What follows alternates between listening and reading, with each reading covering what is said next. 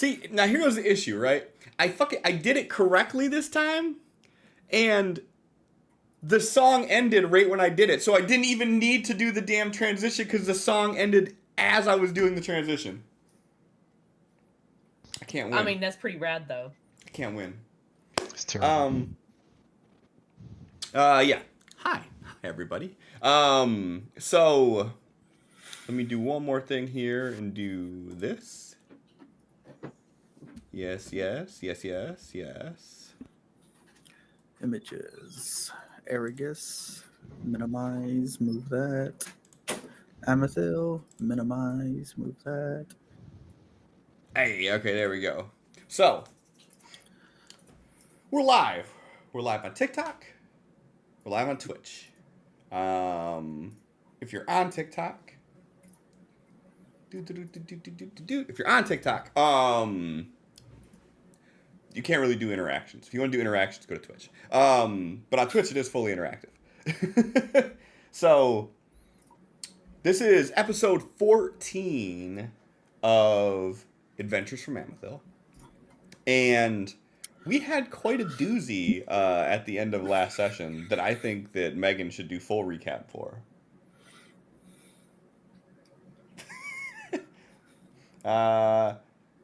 Who had good front row view? Honestly, I think that, Adam's I'm about to recap say, is just gonna be. I think that Thrain should have a nice recap of this one. A recap on me today. I forgot it was Friday until about 45 minutes ago. Nice. So I send a message in the mornings. Yeah, did you not see my message too that I sent? Hanging on till the weekend. Yeah, I'm trying. It's been a week, but All right, fine. No one wants to Sounds volunteer. like Adam needs a drink. I'll I do can do recap, recap. and then no one will get it. Okay. I could do recap. Sure, go ahead. It'll be one of my 5-minute recaps, though. Sure. And that's fine. I mean, go right ahead, man. Okay. Started off inside the mines, looking at Sleeping Dragon, deciding if we should investigate further, talking about what's the right course of action. We should wake it up, if we should investigate, if we should come back after it's already awake so we don't disturb its sleep. And after a little bit of back and forth, we all leave the mines, talk just outside of the entrance about morals and what's the right thing to do and what's actually appropriate and the laws and all that of Amethil. And it seems like the party doesn't really understand. Everyone's a little confused on what's actually the right course of action and who is in the right here, if the dragon has claimed this as its home or if it still belongs to Ironbeard because he says it belongs to him. So we don't really come to an agreement on that, and we go back and talk to Ironbeard, letting him know that there is in fact a dragon asleep in here and what the next course of action is going to be. Desmond leaves one of his ravens to watch the entrance as we go do this, and we make our way back to Ironbeard's house. Inform him that it is a dragon.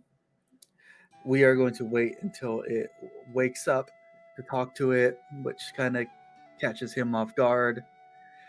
No one in the party seems enthusiastic about this plan, and that's basically our plan. So we get a little bit of a rest in, and once we start hearing a roar come from the direction of the mines and the tremors in the ground and stuff, we figure the dragon's awake. So we make our way back to the mine,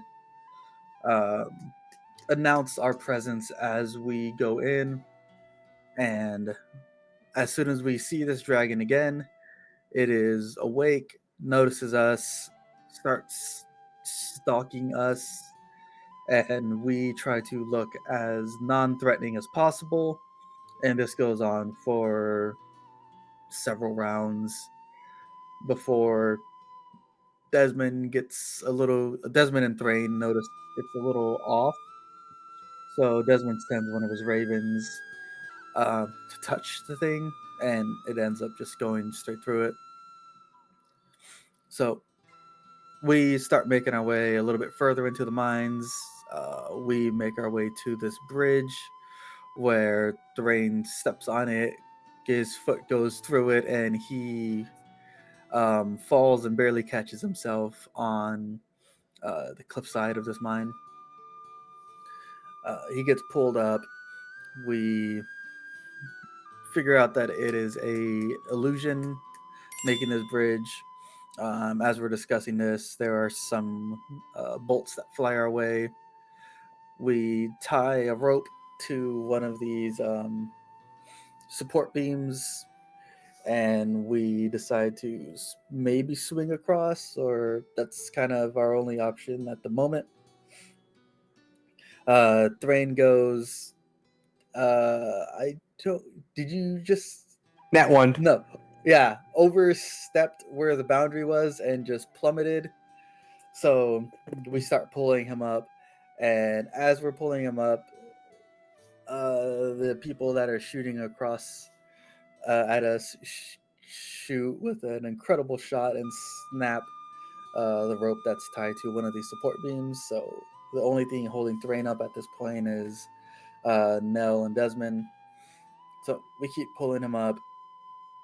Roderick's just freaking out, staring at this dragon illusion thing. And after we get Thrain up, Desmond kind of marks where the safe area is, and Roderick runs past everyone and just hops across this illusion, this chasm. And soon after, Desmond drinks a potion of flight that he has and makes it across. Nell doesn't really struggle at all, just stands up, like, oh, we're going across? Okay. And then they jump across. And Thrain psychs himself up for a few rounds. We start making our way into the darkness of this other side of the chasm. Roderick is just getting pelted with bolts as we're trying to regroup here. Desmond catches up, sends his ravens with a little bit of a light forward. Nell catches up, heals up Roderick, who takes a bolt and collapses. And Thrain is still psyching himself up. So that we move further down the line of this this mine shaft. The entire time, this person ahead of us is weaving back and forth, taking a shot as soon as we get into field of view, then dipping back into the shadows. And we are inching along as they are moving at this point twice our speed every round. Thrain makes it across. We start moving and we end up seeing another bridge, and this figure makes his way across the bridge. We lose sight again. Roderick gets pissed off and tosses a lit lantern in that direction and lights up the area for a few seconds. Thrain catches up as Nell chases this guy across the bridge, and by the time the rest of the group makes it to the bridge's edge, Nell is already clear across the bridge. Thrain runs after Nell. Roderick is yelling that we're just going to collapse this mine, burn the bridge, get rid of any way they have of escaping, trying to lure them out. But with the rest of the party running forward. It's not really selling. Desmond tries to go into the middle of the bridge and take out some of his tools to help sell the bluff, but at this point, Nell is already in combat with a few of these guys. Nell goes down, Thrain runs up to help. Eventually, Thrain gets taken down, and when Desmond tries to make a mental connection with one of them, it gets just nothing in return. So then Desmond and Roderick, eventually make our way across the bridge, push through to where combat was going on, and see Nell and Thrain both on the floor. And as soon as Desmond spots them, one of these people hit him with some kind of mental attack, and Desmond thinks that the mine is collapsing down on top of him. So Desmond gets pushed back out of this area. Roderick is able to still move in here. He's taking shots at these people. Desmond's frantically trying to find a way past the illusion that's hurting him to help Roderick. And Roderick dips back, starts pushing Desmond through, and says, Thrain and Nell are dying.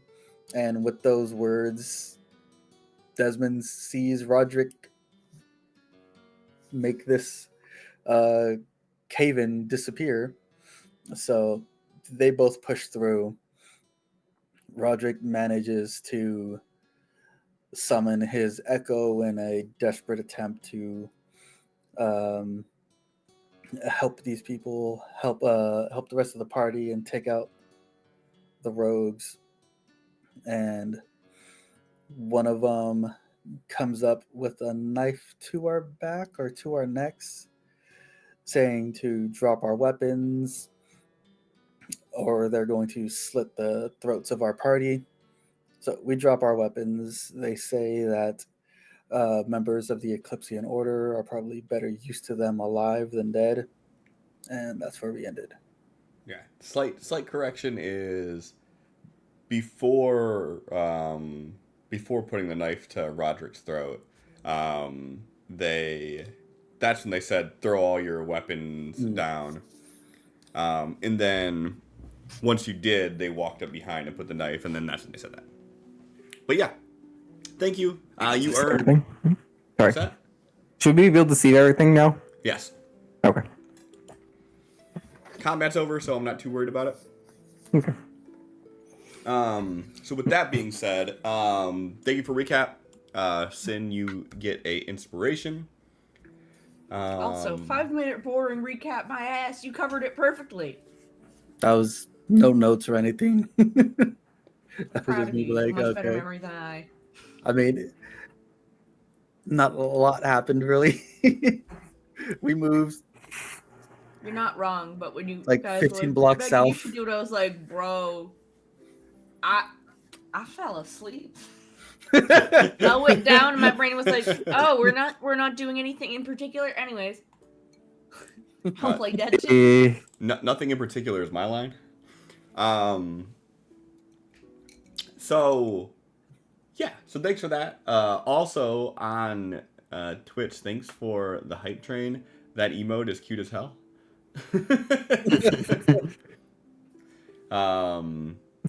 And thanks for the follow on TikTok. So we'll pick it up right there. Did everybody get into Sirenscape?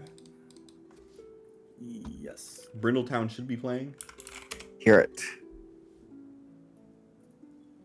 And a scary ghost. What? No. Very scary.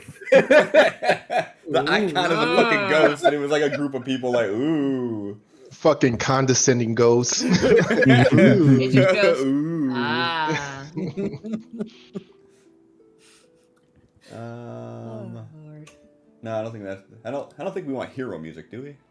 What's it sound like? I Maybe mean, we do. kind of captured right now. It's not very heroic Failure of us. music. Right. Just Got any like womp womp? Right. I do have that actually. Play that on loop. Right. Which one is it? So, Is it our this one? theme. No, not that one. I do have it somewhere, and I also Yeah, have it's the not Wilhelm. worth search. I always love the Wilhelm. I mean, that might have been Thrain when he got clocked. All right, I digress on this. Anyways, so you all throw Thrain and Nell are sweepy.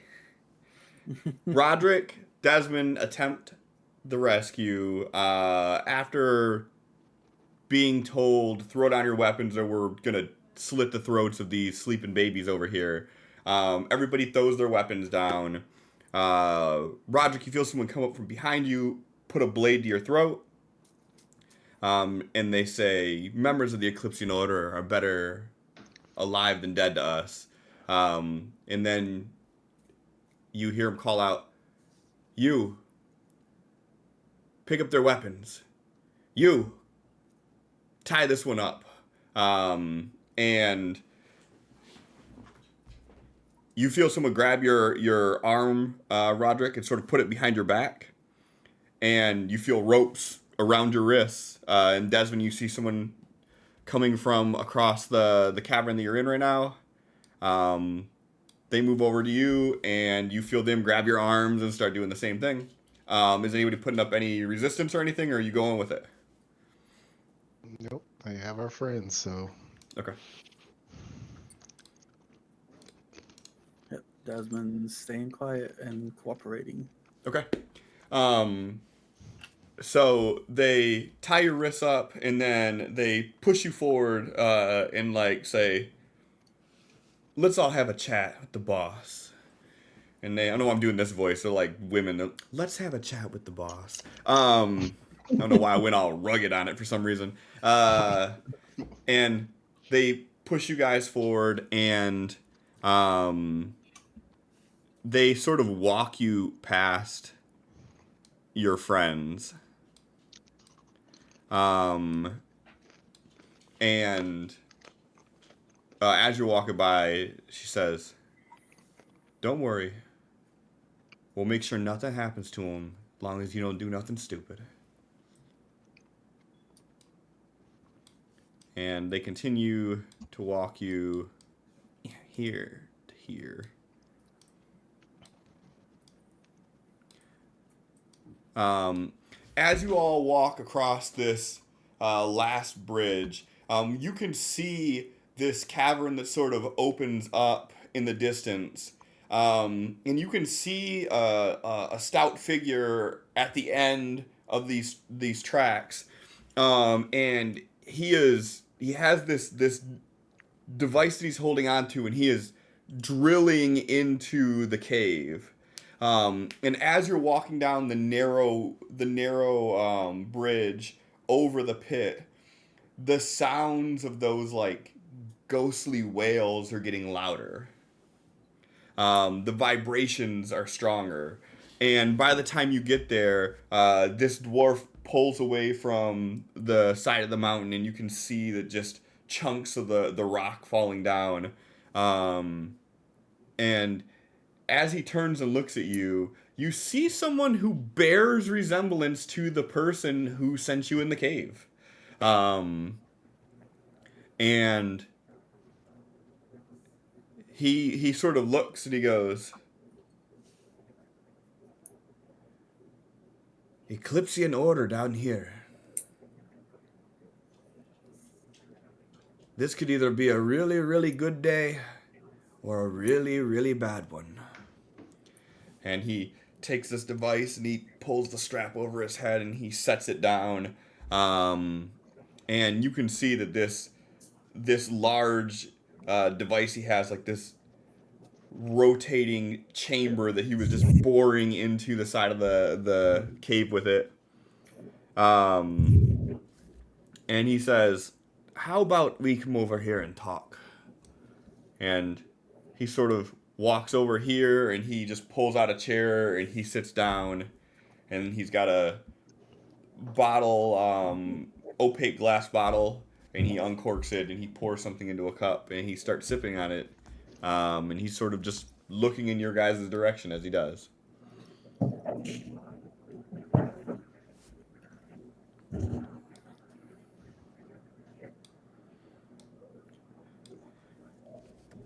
Um, did we keep the sending stone on Roderick, or did someone else take it? It's on Roderick. Yeah, it was on Roderick. Roderick's just like basically the keeper of it at this point.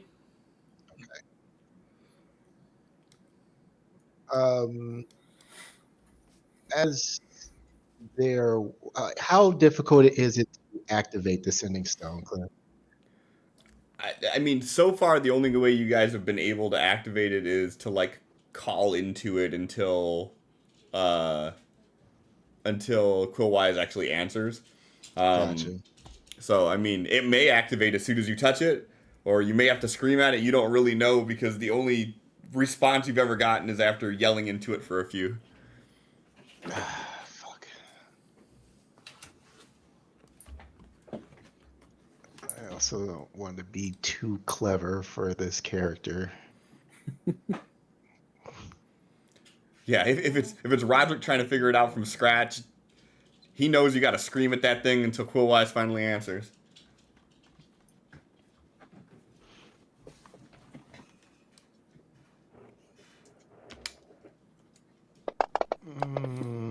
Still tied up and everything. The hands are tied behind the back. Yes.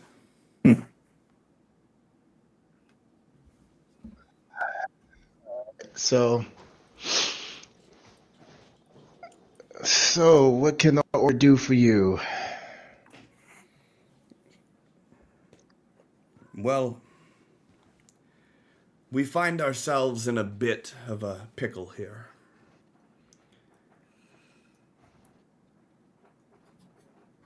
I have a very lucrative opportunity in front of me. And I also have many disturbances trying to prevent me from doing this. Please, have a seat. You can free their hands. And you feel the rope untie, and he gestures for you to sit down. And while this is going on, you see one of the people that was in the previous cavern walking across the tracks, and they have Nell draped over their shoulder, and they lay Nell down in the room, and then they start walking back.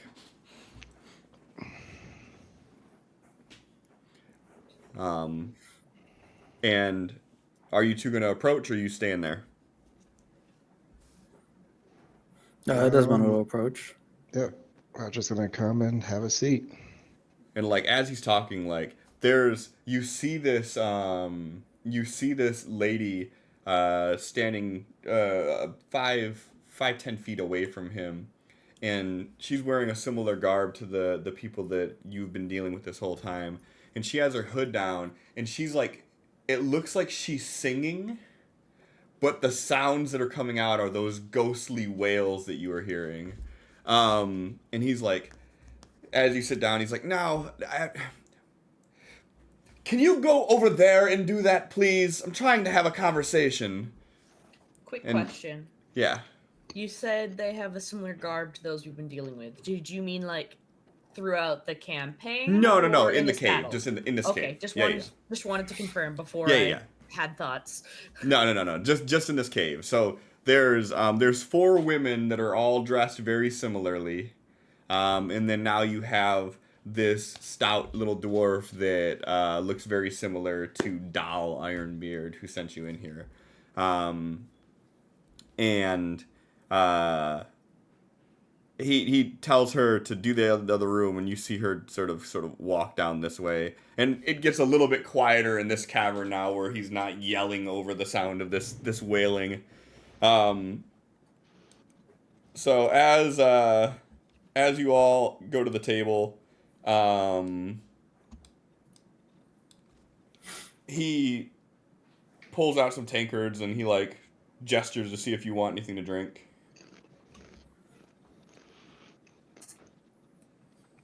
Before we indulge in any more niceties, can we at least have confirmation that our companions are breathing?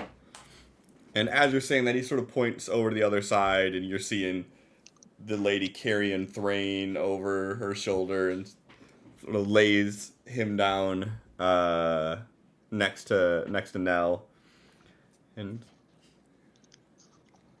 they're still out, but they're stable. Well, uh, those two are usually the ones that do the talking. These are our ranking officers, so Well, kind of want to have them at this table if you want to talk negotiations. I think that you two will do just fine.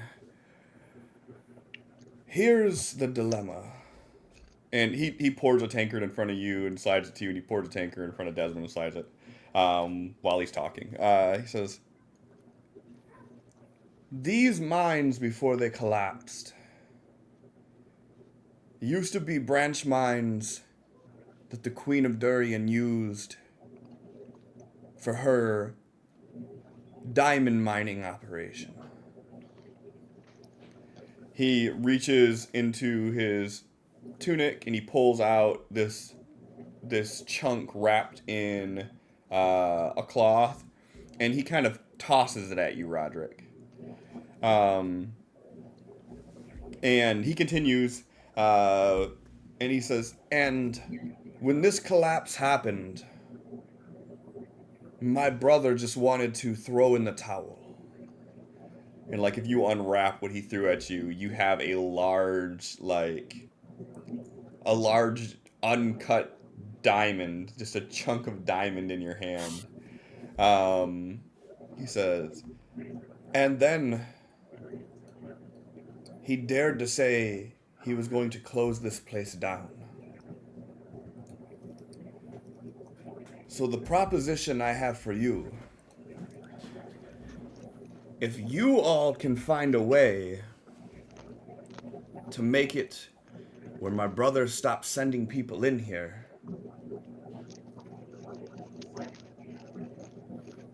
I'll split some of the profits with you. As of right now, not a whole lot. But if we can get down in these mines deeper, there is limitless wealth.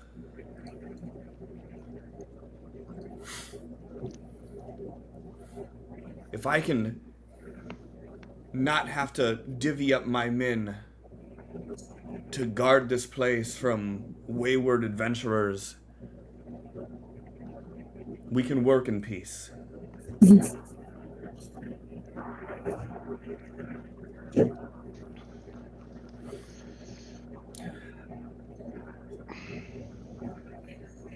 I feel like this solution could have already been accomplished if, while we were yelling to have a conversation, someone would have answered us.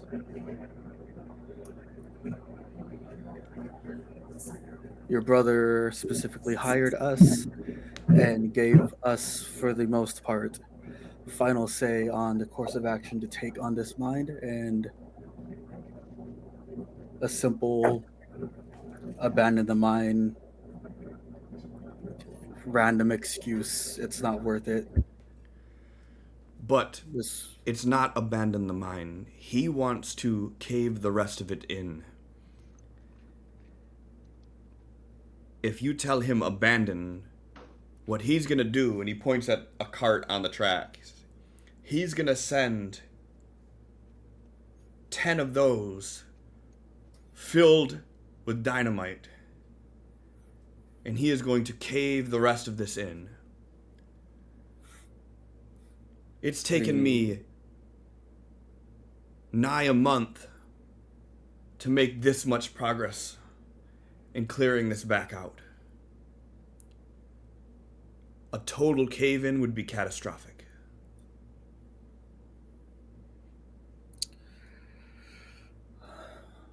Well, regardless, we're going to help you because we don't have an option. But your brother's main issue that he pointed out in his letter was the rumblings and the noise. Yes. If we can provide him with a sort of a excuse, the mine is haunted. Your constant prodding around is making the rumblings worse. Stop going into the mines. If you collapse it, who knows what can happen. Should suffice. Give me a persuasion roll.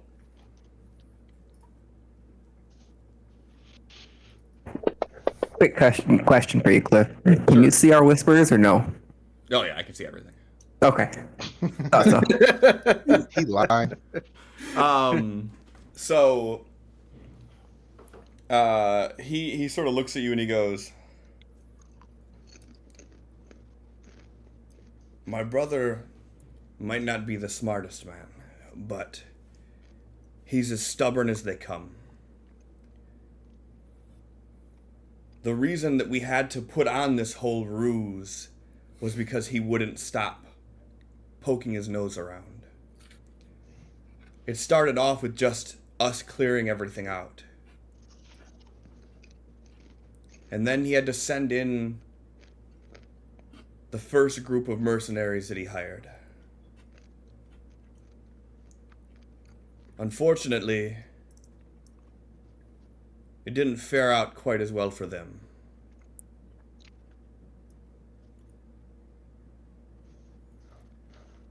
The reason I offer this to you is that your order has some weight, but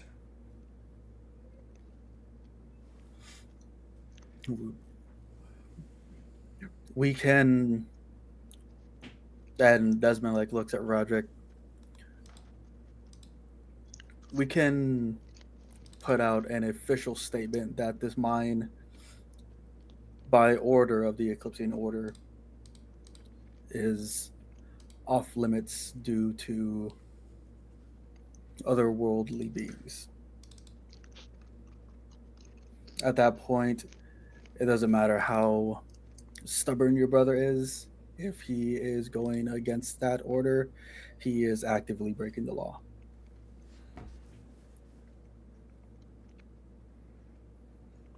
And what do you sell him on as to why the vibrations will keep happening? As we drill deeper, they should quell, but again, we have months of drilling ahead of us that the town's still gonna feel. As I said before, your brother's constant prodding may have angered something, and the less he pokes his nose, the quieter the minds will become as the annoyance of the spirits slowly dies down.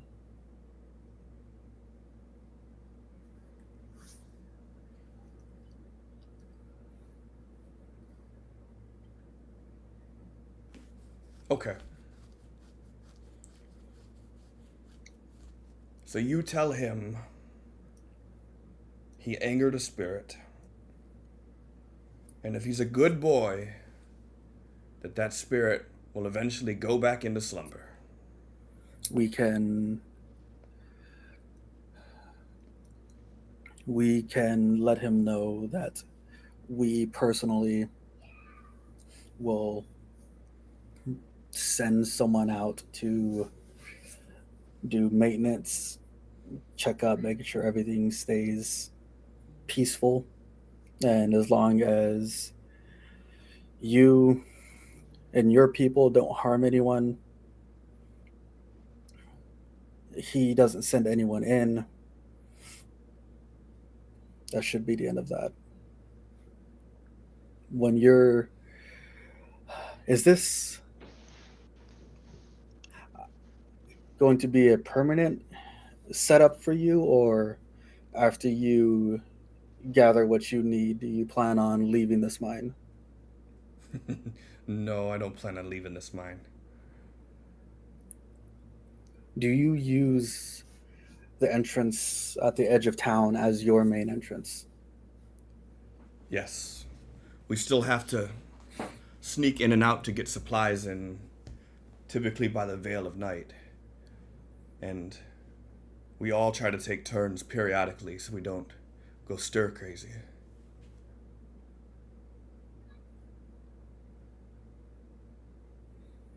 Okay.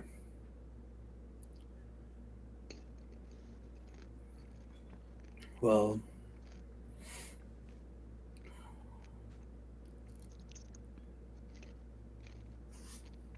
at that point, once the rumblings die down, I'm assuming your brother will want to investigate the mines further. And that's what we can't have. We can't have him poking his nose around. Because by him saying he was going to destroy this place, he has given up his rights to it. He doesn't get to celebrate in our successes after throwing away any efforts to get them.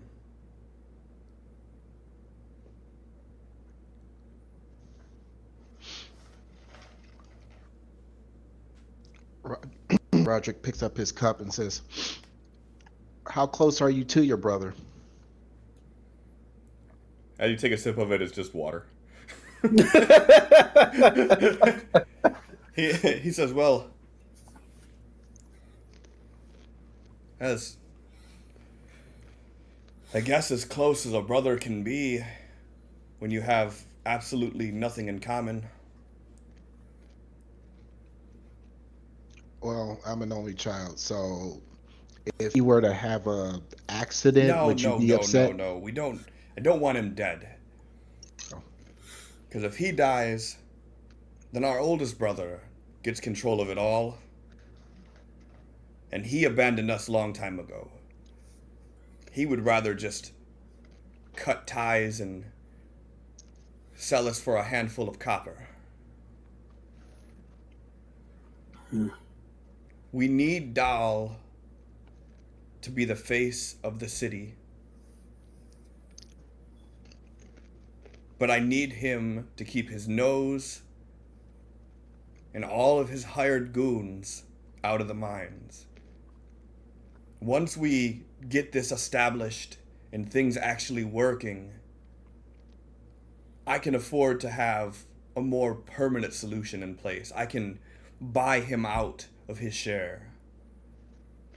But in the current state, all he's doing is making this take longer.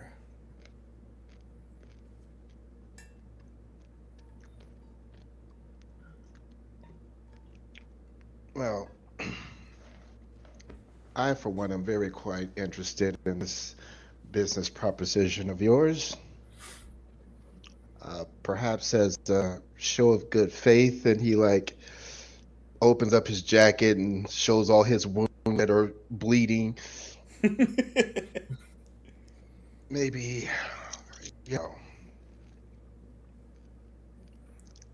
How about this? He like holds his hand out, like gesturing for you to give him the diamond back. like, aw. Actually, may I take a look at that for a second? He like holds it, he looks at you, and he sets it down on the table, and he just like looks and he says, how about this? You two head out, convince my brother to stop meddling with this. We'll tend to your friends and get them back on their feet. You come back and deliver the good news. You leave with your friends and this.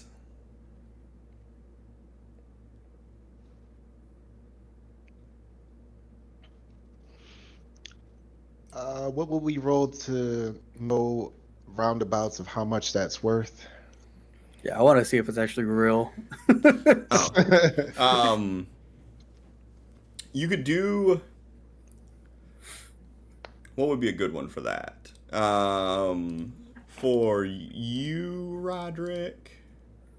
Brain would have great insight into this, being a dwarf, mining, He's seepy. but I'm sleeping. Yeah, fuck Thrain. Honestly, you could probably do like.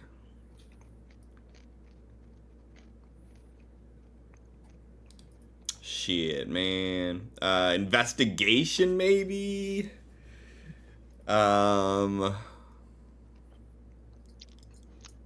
Yeah, I mean that's all. Roderick doesn't have a whole lot there, and he probably doesn't have a whole lot of experience with diamonds. So They used to Is this have a diamond?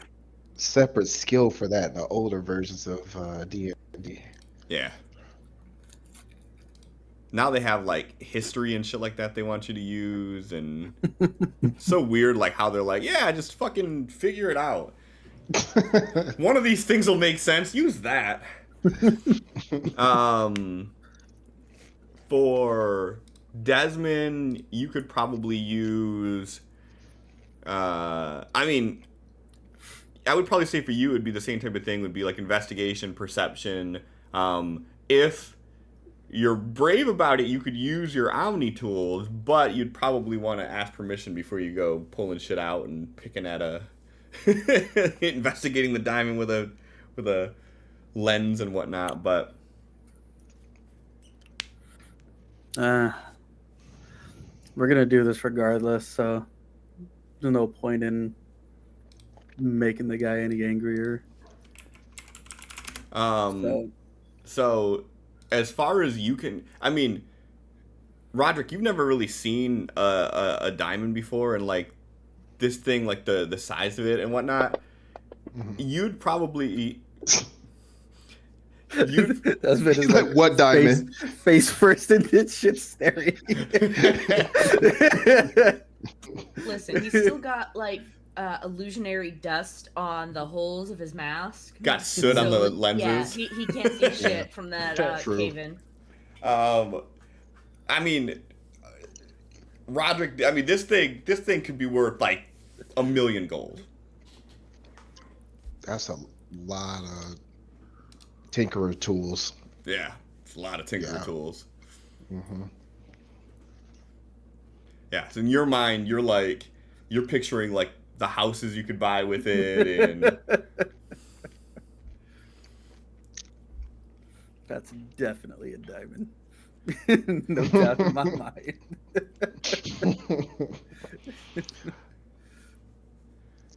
All right. So, convince your brother. Come back. Let you know how it went. We leave with our friends, this diamond, and a deal that we get to split the rest of the cut of what you dig up.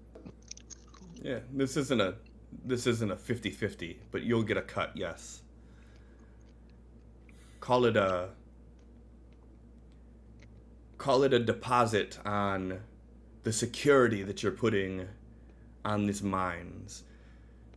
And he points at Desmond, you said that you could have someone come out periodically to check on the spirits. Well, when you do that, you come by monthly and you check on what's going on, and we give you your cut then. It'll be based on how much we find. The less intrusions we deal with and the more that we can get to this, the richer you'll be.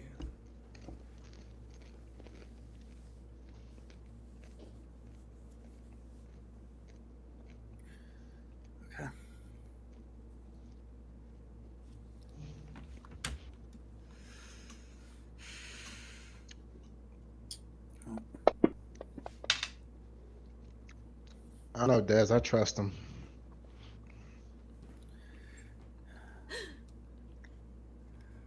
He's got a very trustworthy face. Think of it this way. My If I wanted you dead, you'd be dead. I have no reason to lie to you here. Understand.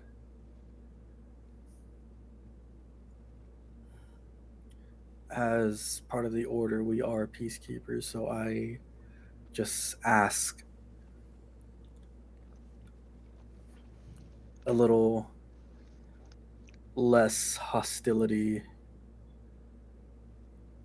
if things may turn awry. I hold no responsibility for anyone who haphazardly attempts to step foot on that first bridge. You hear Thrain groan at the mention of the bridge. No, don't. Somehow from the void, he knows the bridge.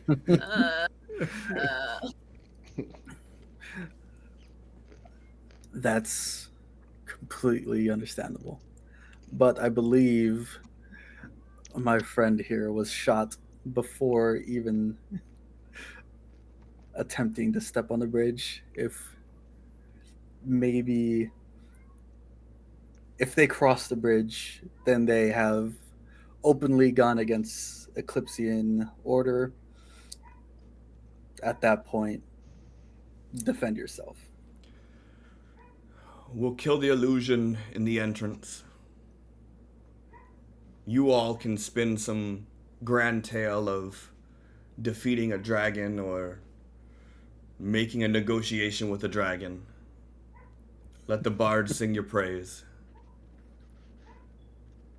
For you all, you were either dumb enough or brave enough to square up with the dragon, so we had to be offensive in our approach. We'll pull back the dragon. You all do what you need to do, set up the signs you need to set up, keep people out. But we need that entrance to remain open for supply runs, and we need prying eyes to stay out. At least until we can get back to the main shaft that initially caved in. Once we get there, we can start milling our way to the west, get back into the diamond mine branches, and then the money starts flowing in. All right, question to the DM. Yeah. I don't know if Desmond knows this or not, or if it's been talked amongst the party at all.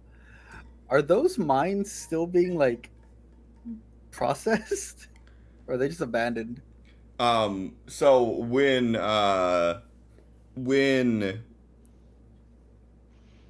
Batsu took over as Baron of Durian, the mines were shut down in Durian.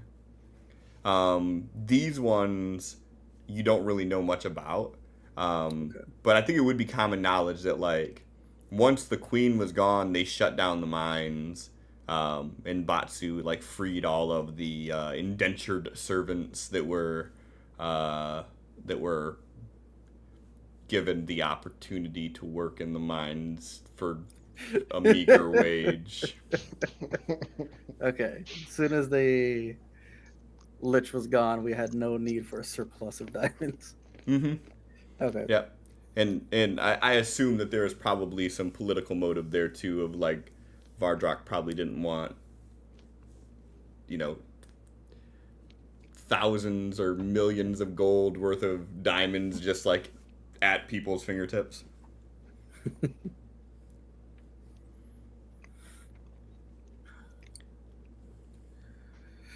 Okay.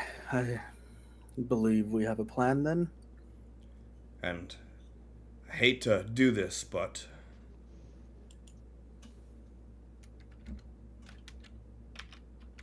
let's just say if you don't come back with good news, your friends might not be in great shape.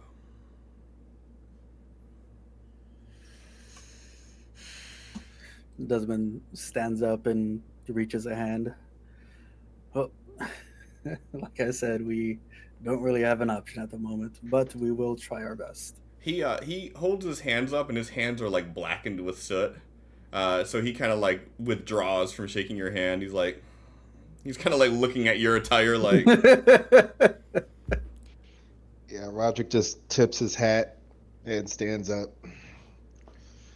And then he says, "And until then, I still have some work to do." And he slams his goblet, and then he walks back over, and you see him pick up that device again, and he like starts cranking the side of it, and you see the barrels on the front of it start to spin, and he like turns and he looks at the wall, and it just starts shooting these rocks like rapid fire out of this device that he has, and he's just carving a hole into the wall with it. Just Roderick, take note. That's quite the gun. And the two ladies that brought you in are waiting there, and they kind of gesture to follow.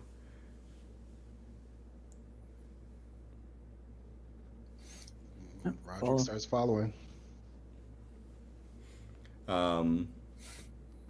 And you two walk past, and you see that there's another one of the ladies is sort of doing like wrapping a bandage around Nell, like as you're walking past. You can see that they're actually giving some medical aid.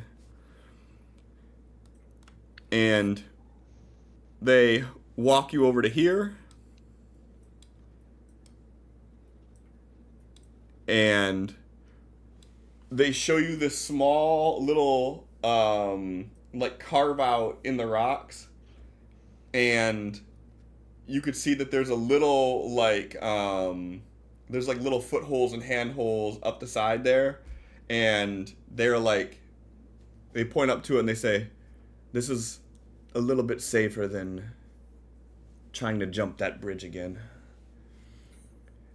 And as you all climb up, you could see that there's this small hole, maybe 7 feet wide and like 4 feet tall, and it's like you can sort of crawl into it, and then you can see from the other side the dragon that's still standing there, looking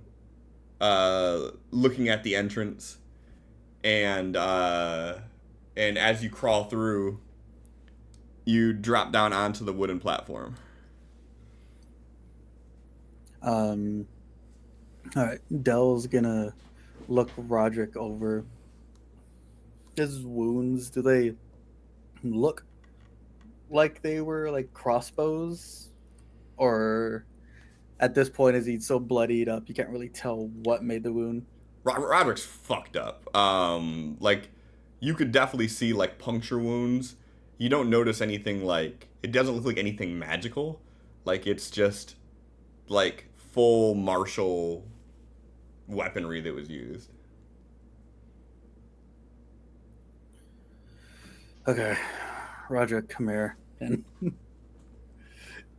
gets like some of his clothes where the wounds are and grips them real quick and lights a fire where the clothes is, then like immediately pats it out so it looks more magical than martial. And as you do that, the dragon turns, looks at you, roars, and then disappears.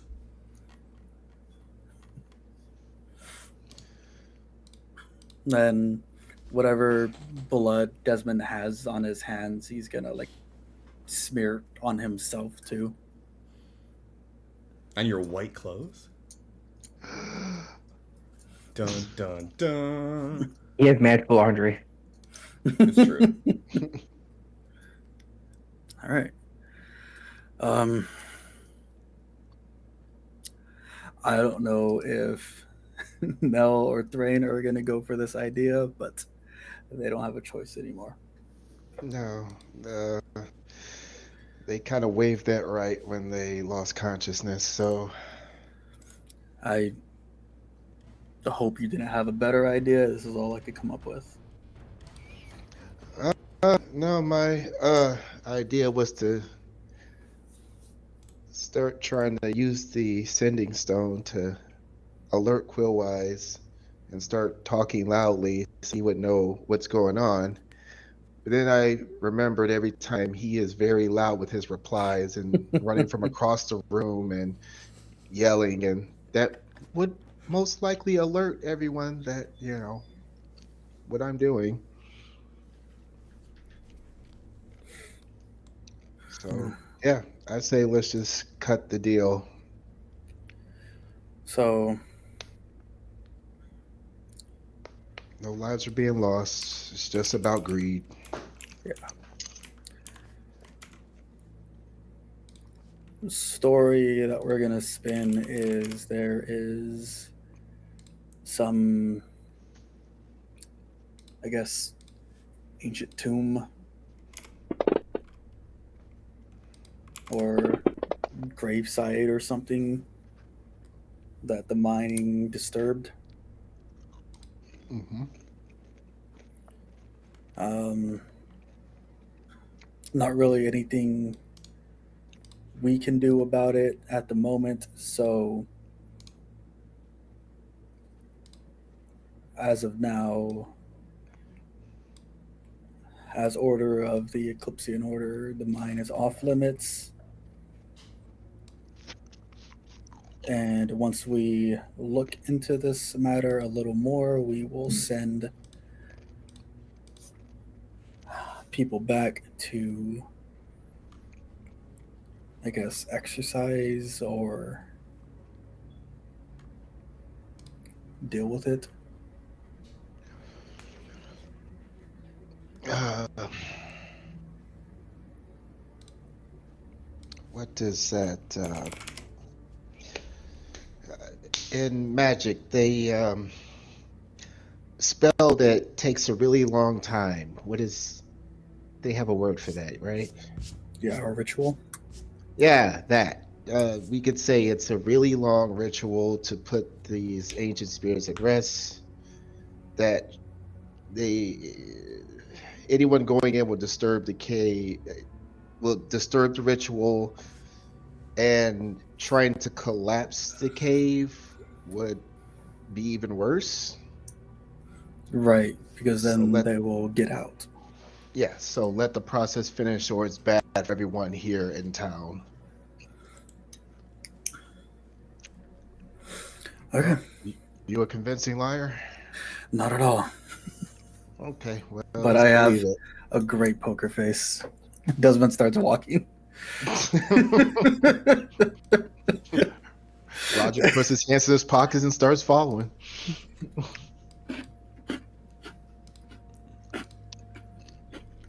All right. So you all head out into the open, and it's pitch black at this point. The moon is behind you as you're walking back towards the city. Um, and you all, as you're moving back out, you start to feel again those vibrations under your feet. You're still hearing the wailing going on behind you as you make your way down the tracks. what, what does this have anything to do with a dragon being at the entrance, though?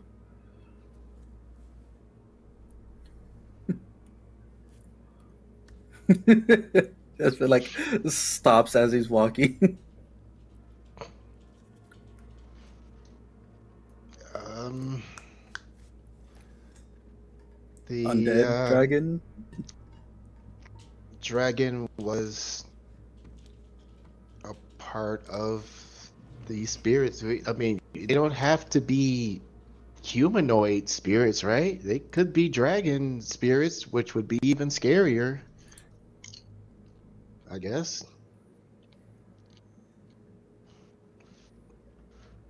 Okay.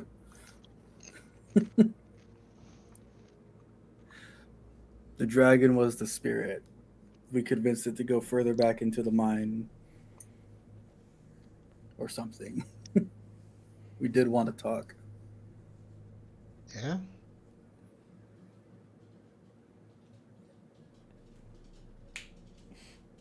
All All right, as you all make your way across the landscape, you get back to Dahl's farmhouse. You see him sitting on the porch, uh, and he's drinking some hot beverage. You can see the steam coming off of it. Um, and as he sees you two walking up, he sort of stands up. He's like, "Oh, is everything all right?" The situation is a lot worse than we thought. "Oh no, what happened?" Well, it seems the mind's disturbed something deeper within, and those tremors, those wails are from some spirit that is now loose inside the mind. Then we need to collapse it in now. We need to shut it in. I don't believe that would be necessary. It is contained to the mind, and it only seems to be aggressive and cause more harm the more we disturb the mind. I'm afraid if we do collapse it, it may cause unforeseen terror on this place. Then we should board the entrance up to make sure no one else from the town wanders in. That's an option.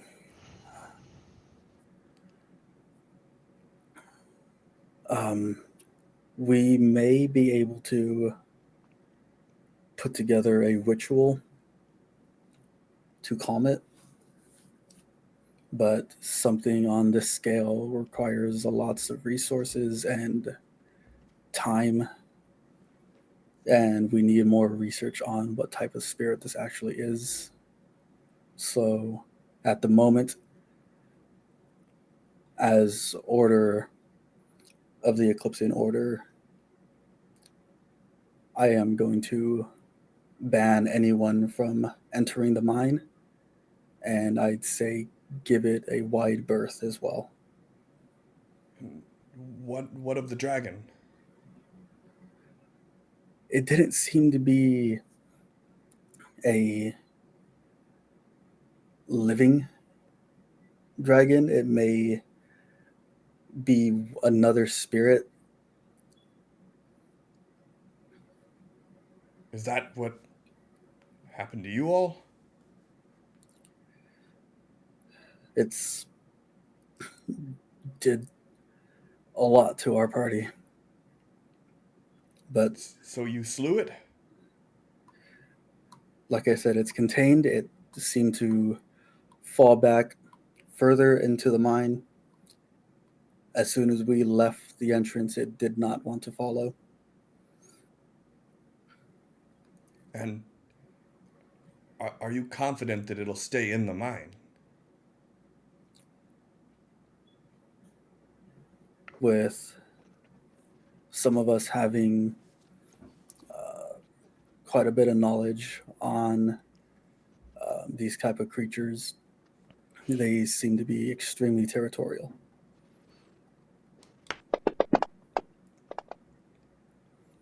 He's doing an insight check, and he's like kind of raising an eyebrow at you as you're seeing this. Like, the dragon is territorial, but it's allowing the spirits to continue. I where are your friends? They didn't make it. They died?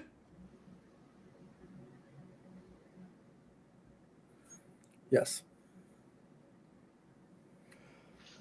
Oh. I'll say a prayer to the Anvil Father tonight for them. I didn't know. I'm sorry.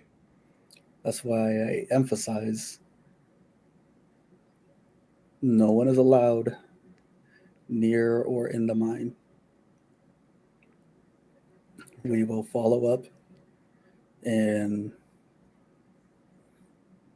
a few days, weeks' time, as long as no one disturbs whatever's in there, you will notice the noise and the rumblings will die slowly. And you can see on his face that he really wants to believe you, but he still looks really skeptical. Go ahead and give me a persuasion roll with advantage.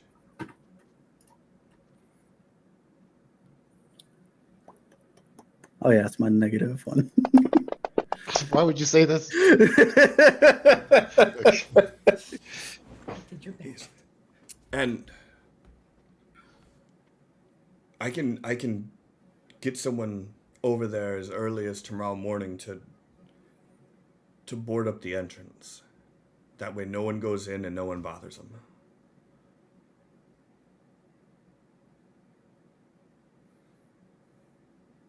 It has to be fast. No one should be around that entrance for too long of a period. I'll get someone out there first light. We'll board up the mines, and I'll make a public cry to urge people to stay away. I'll let them know that there's a Eclipsean Order decree to stay clear of it, and then also, if we want these sounds and these vibrations to go away, then we need to let the spirits run their course.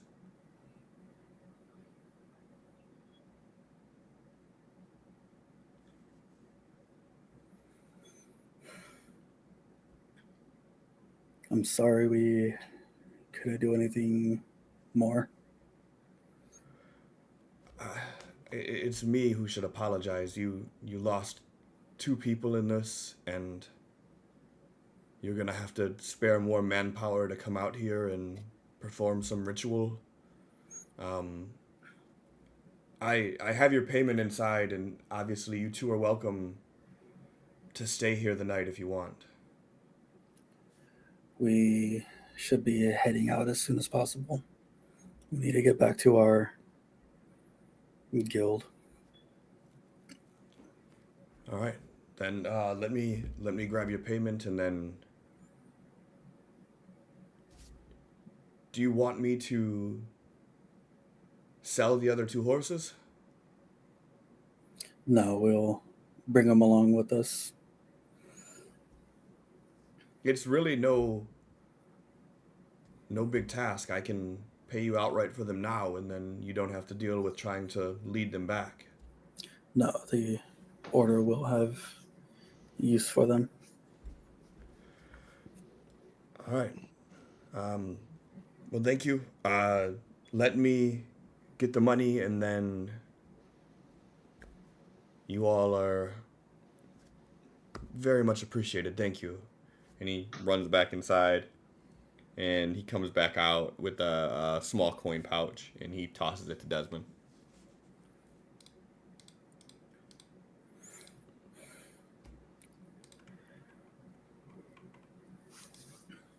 I'll inform you when we are back in town to check up on things. All right. And he thanks you again, and he walks over and picks up his cup from the table, and he walks back inside. Desmond pats the coin pouch for a second, then just hands it over to Roderick. He pockets it. All right. Starts walking back. Why does it never feel right when we are paid? I don't know. It feels great to me.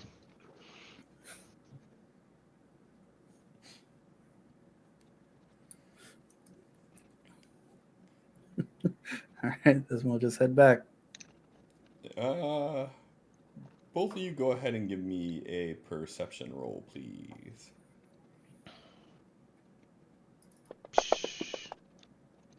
I'm Wow. doing amazing. Wow.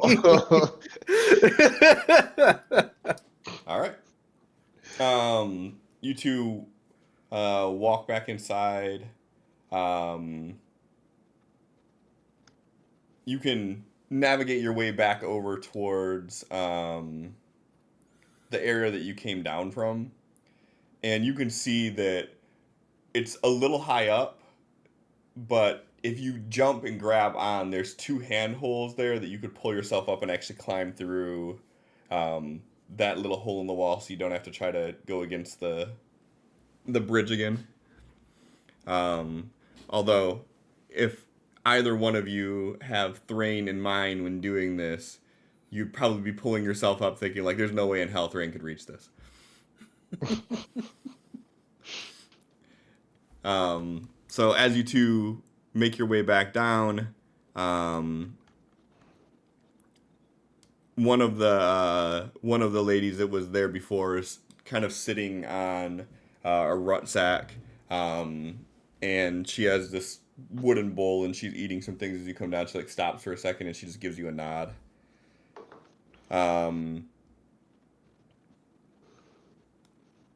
We'll pause you two there.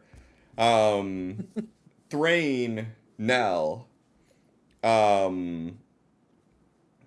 Nell first it would happen to. Nell, you get this really pungent odor that sort of smacks you in the face. And you like wake up, and as you do, you see one of the people that you were engaging with previously is sort of knelt down in front of you, and they have this little vial that they're holding in front of your face.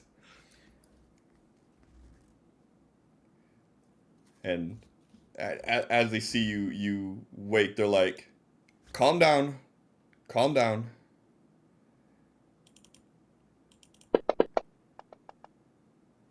Nell tackles them.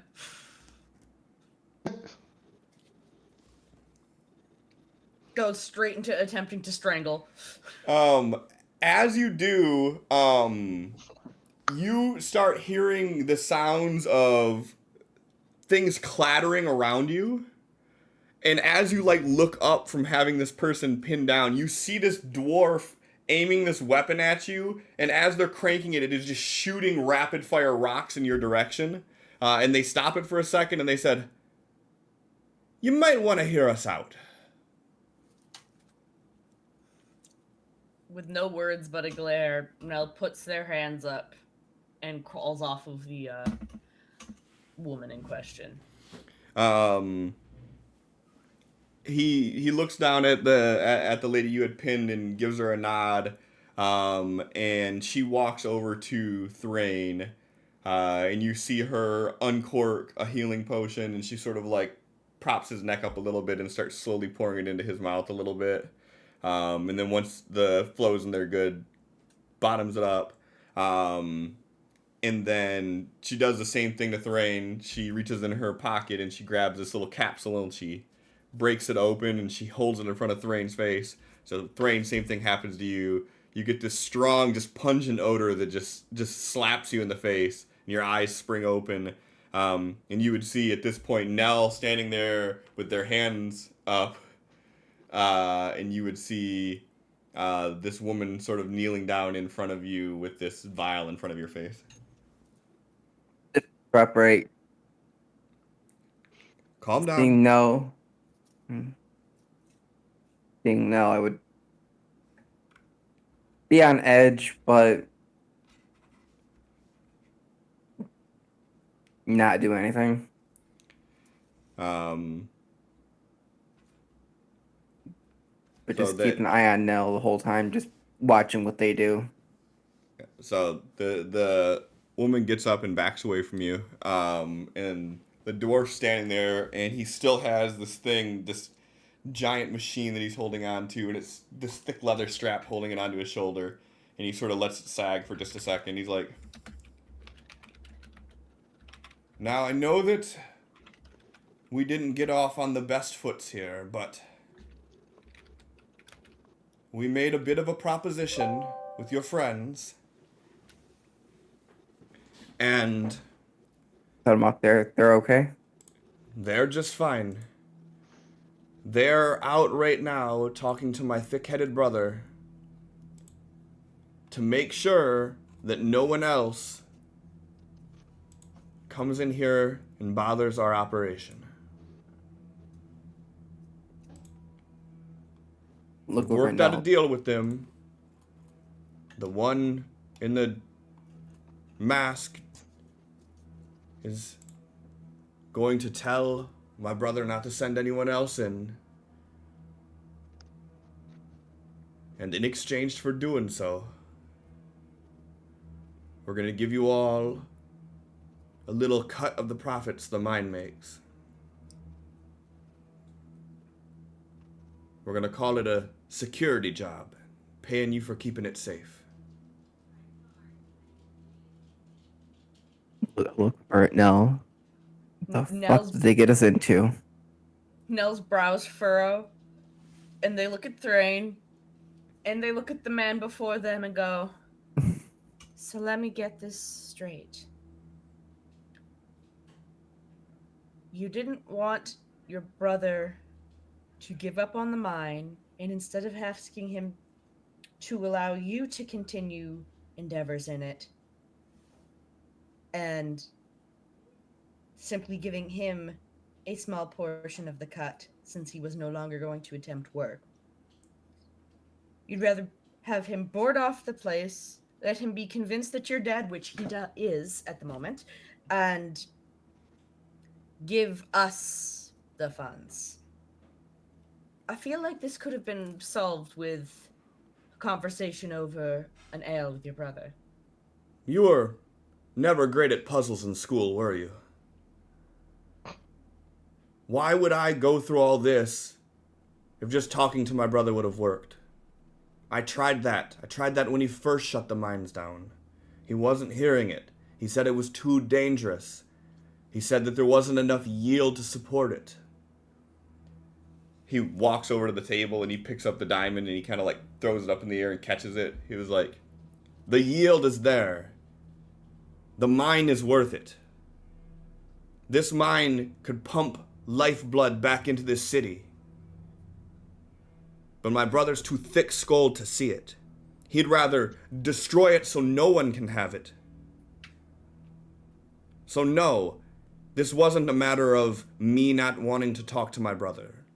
This was the last option. Do you think I wanted to fake my death? Do you think these lovely ladies wanted to fake their death? No. We are doing what we have to do. And it just so happens that we were lucky enough that someone who has a badge of authority that could talk some sense into my brother arrived.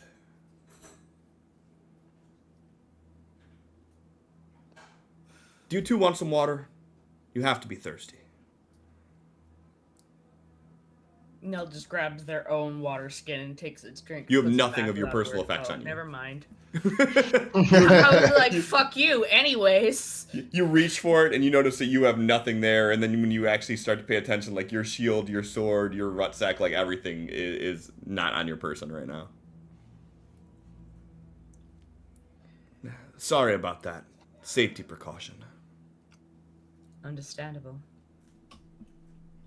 One doesn't really want to take the chance of the potential enemies making an attack while you're trying to make amends. I'm glad you understand. So, your friend should be back hopefully soon. And hopefully with good news.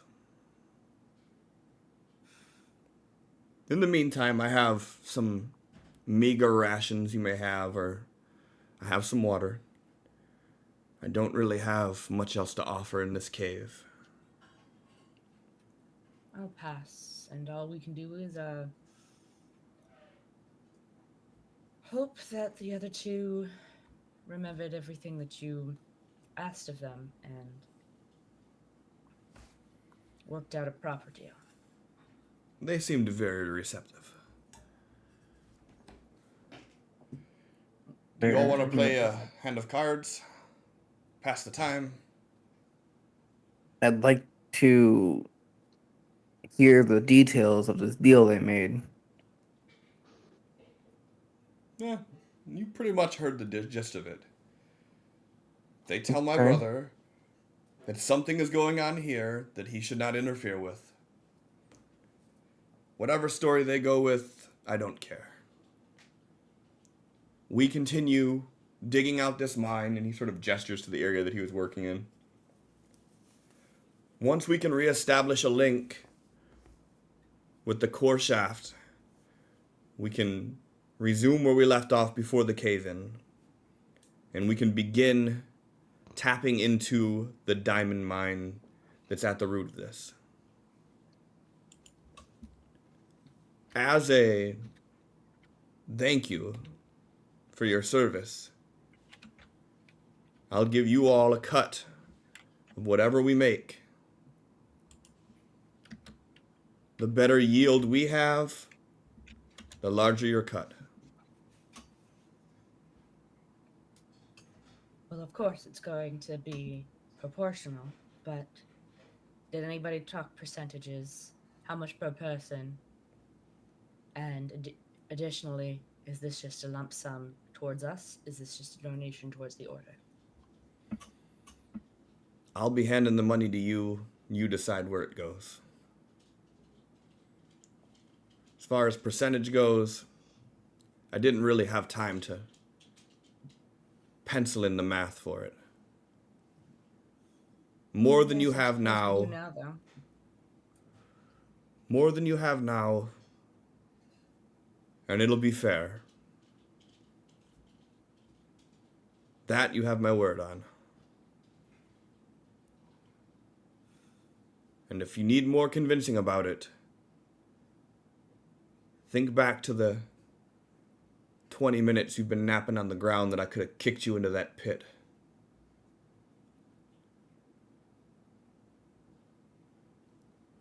You're better off alive than dead.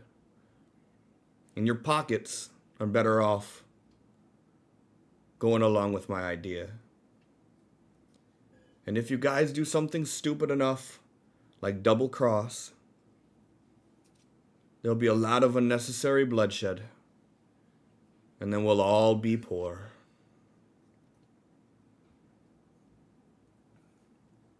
Can I'm I a just simple hear your man. brother's reasoning for not wanting to allow you to take your chances on doing what you wanted in here?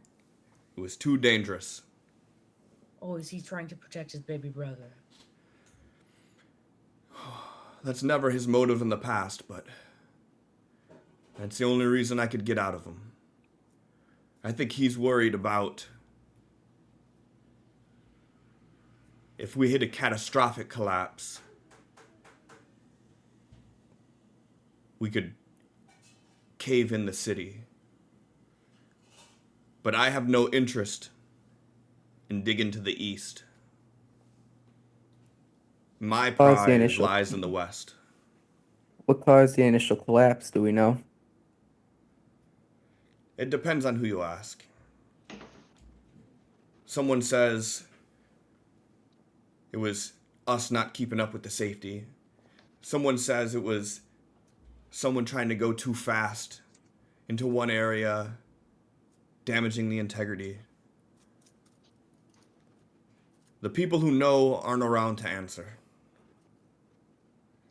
But if y'all have some fancy way of speaking with the dead, I can lower you down into this crevice, and you could try to find someone and ask them. Can you be sure it doesn't happen to you? No. Safety is not a guarantee in this line of work. It's a risk that we all knew when we started. Nell's going to move towards Thrain and start looking him over with just like quiet whispers of like, "Are you okay?" Yep. I still got arrows sticking there. No, all your wounds have been dressed. You're not actively bleeding or anything anymore. But he walks over to the table and he sits down and he pours himself another cup. He just starts sipping it. So, how do I get my stuff back? He sort of just looks over in the corner behind him. He says, "When your friends get here, you can have your belongings." Fair enough. You're free to sit up here, or you can stay in the dirt. And he just sort of sits back. And a few moments afterwards, you would see Roderick and Desmond making their way across the track, headed in this direction.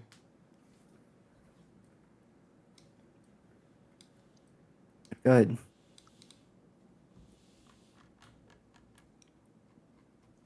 And as Raul sees you all, he stands up and he says, "So, I hope you have good news." He was completely receptive of the idea. That's what I like to hear. So he's not going to come bother us. He's not going to try caving in the mine or boarding up the entrance. And He will board up the entrance. If you and your people are able to create an illusion of a dragon that persists, I'm sure it is no deal to pry off a few bars and put an illusion there in their place.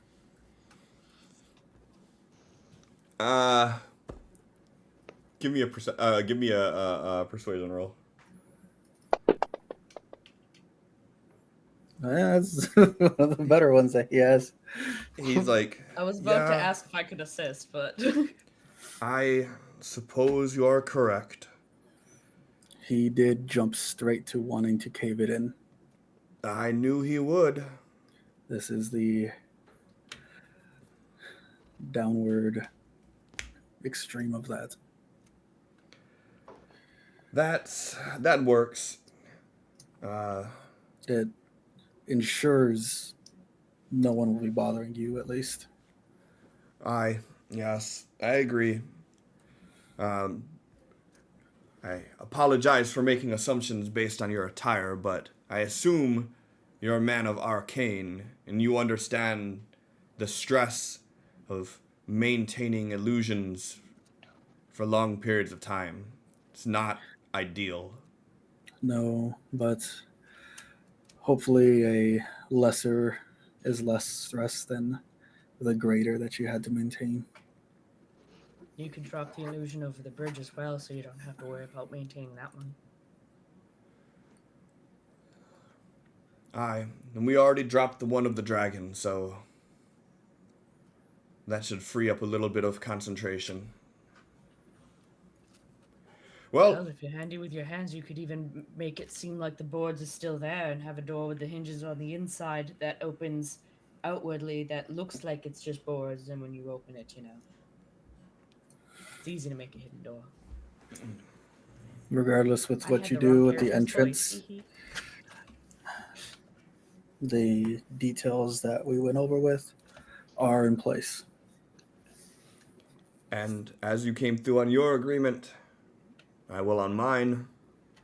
He wraps the diamond back up, and he kind of just holds it out like this, and he says, "You're welcome to grab your gear and take this as well."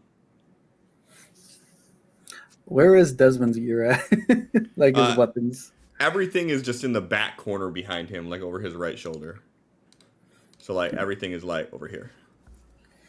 Desmond will take a few steps to the left, hold out his hand, and his daggers and his spear will like come back to him. Where are you at when you do this? I said he was stepping to the left, so he's like moving over here. He kind of looks at you and he goes, "Fancy," and he throws the diamond at you. Hold on. Can I have a acrobatics and or sleight of hand, I guess, whatever you want to do. The same. Oh, thank God. Hey. Hey, way to go, pal. Shit. It would have been really funny if you nat one it and took this thing to the face. Oh no, That's- that would that was- have went off the cliff. I was gonna say I was going into the chasm if I didn't catch it. I really don't know why, but my brain was like, do it, hit him in the face. No, this would have been more of Roderick like, no! Roger jumped after it. Yep. That's my legacy. So yeah, so he throws it at you after you do that. You catch it. How do you catch it? With all of his other weapons returning to him, he like pauses them as they're coming, sees the diamond coming, and moves his hand, grabs it, pockets it, then keeps the weapons coming back to him. And now he's just looking over at the rest of you, expecting you to do something cool to retrieve your gear now. Roderick walks over and just thanks. Yep. Yep. Nell just casually walks over, keeping eyes on Rawl, and the women just like eyes just like scanning back and forth, just waiting for a backstabbing, basically. Yeah. He doesn't even. It like he's just standing there like watching you do it, and he has like in his left hand he's just holding like this goblet, and he's just sipping it, and he's sort of looking at you, and he chuckles. He's like, "No more illusions, no tricks. You all come back in a month's time, and I give you a cut of what we made." And if we end up being sidetracked with our duties and it takes more than a month? It'll still be here. Assuming my thick-skulled brother doesn't cave this place in again.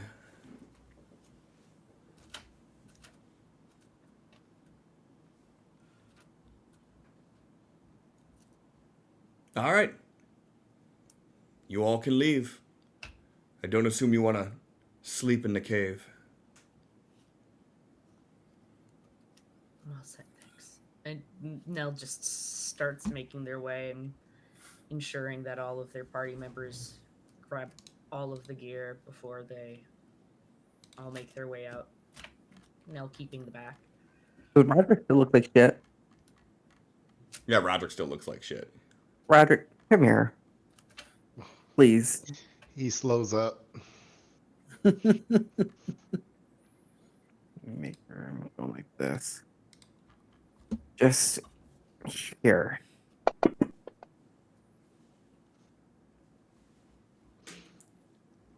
You look like shit. Thanks for noticing. You don't look so bad yourself. Oh, by the way, you two are technically dead in this town. We have a lot to discuss then.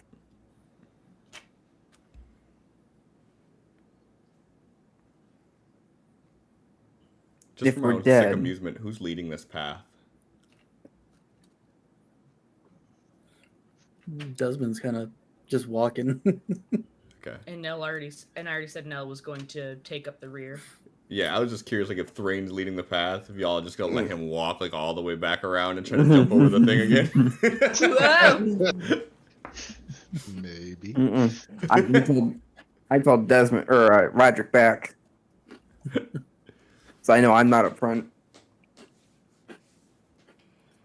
All right, I'm sorry. Go ahead.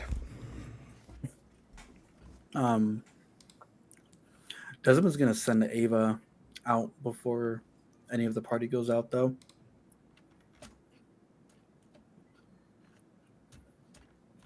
I did let them know that we were going to be leaving immediately, but also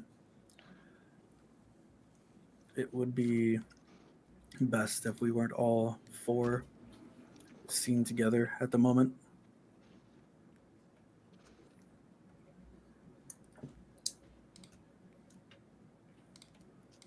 Nell nods and, all right, do you want to split it where Thrain and I go separately and you go with Roderick? Or...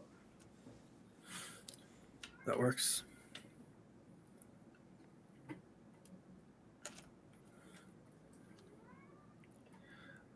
Where are we at right now?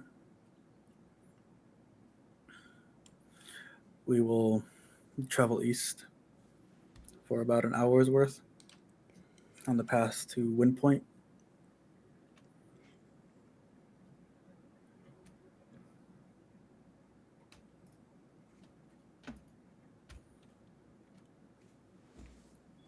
Y'all technically would have like all 4 of the horses sort of at the mouth of the cave too. Okay. Question for you: how would I cast this first level spell at second level, like your runes, Um, in this? when you're dragging out the die for the heal, right click while you have left click held, and it'll do the second one. Okay. You still got to manually take it off, but that'll give you your extra die. Okay. Or if it's one that doesn't scale up like linearly, like if it goes from like, oh, if you cast it at level 2, it changes from a D6 to a D8. You just have to do that manually. Okay. So before we leave the cave, Desmond's going to look into Ava's eyes and see if there's anyone like outside the immediate entrance. No, there would not be. Okay. Then since we have the horses, we're gonna go like 10 minutes east. Okay. And after 5 minutes, Nell and Thrain would hop on horses and head the way as instructed. We would take the horses with them, all 4 of them. Mm-hmm. Oh, so we gotta walk that way. Yeah. That's why I changed it from going an hour to just 10 minutes, so it wouldn't be that much. I mean, 10 minutes riding a horse is probably an hour walk. An hour riding a horse. It's gonna be a shitty night for you too. Yeah. Oh, See you losers later! Also, it could be like a slow trot. It's not like you gotta ride full force for 10 minutes out of the town. Fucking dicks. Very true, but horses are still much faster than humans. Yeah, for sure. That's what I like. They try to set up a camp and shit after their 10 minutes so everyone has a place to sleep when the rest of the party comes. Like, hey, what took you guys so long? no, before we go, here. Nah. That work? Yes, it did. Runes.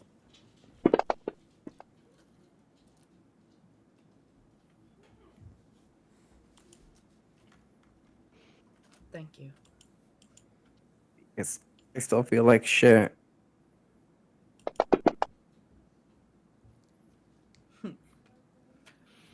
Of course you do. And Nell's going to place their hands on him and drop words are not working.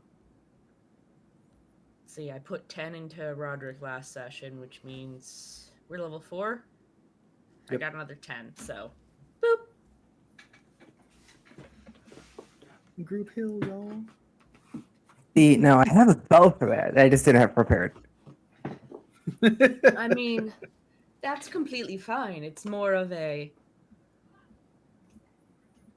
we're just trying to, at this point, make this walk easier.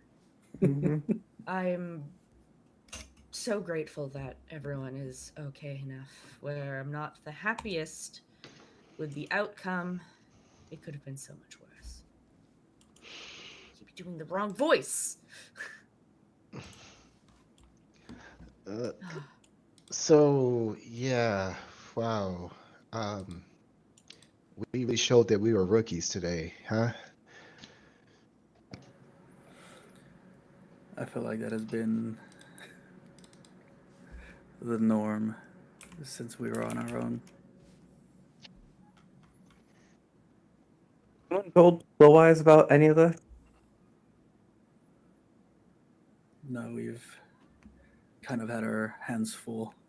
Are Nell and Thrain officially there now? I'm sorry, I'm confused. Yes. Yeah, you're Yeah. good.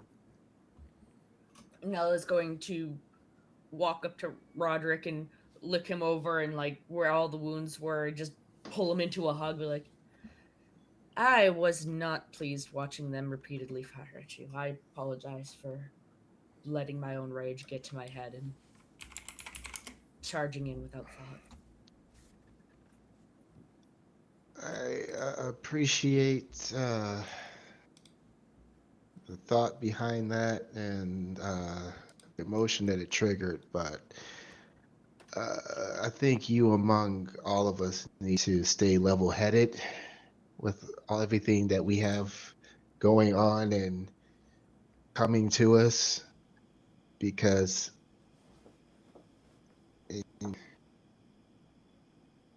once you two are down, there was little to no chance that me and Des by ourselves could really do anything. Nell sighs, frowns, nods, and looks at him apologetically before moving to Desmond, looking him over and pulling him into a hug as well. The Does four Whether of he us. wants it or not. Desmond will stay still for a second, then like one hand on the back, return it.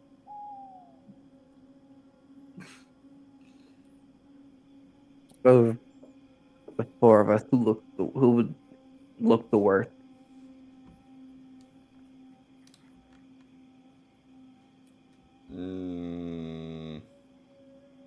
I mean, I purposely Probably. made Roderick look pretty bad. Even outside of that, Roderick probably would look the worst out of everybody.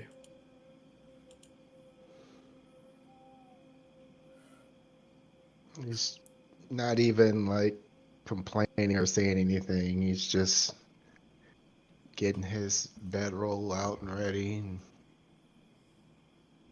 A hand on your shoulder. Feel like you'll need this more than anyone else here.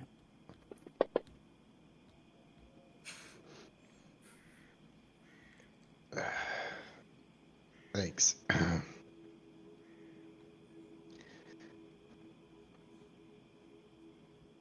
I know nobody else get hurt tonight.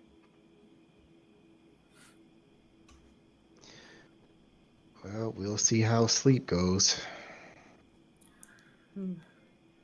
Before you go to sleep, sit up. And Desmond will like sit in front of Roderick and place a hand on each of the patches on his clothes and stuff and slowly mend his clothes back together.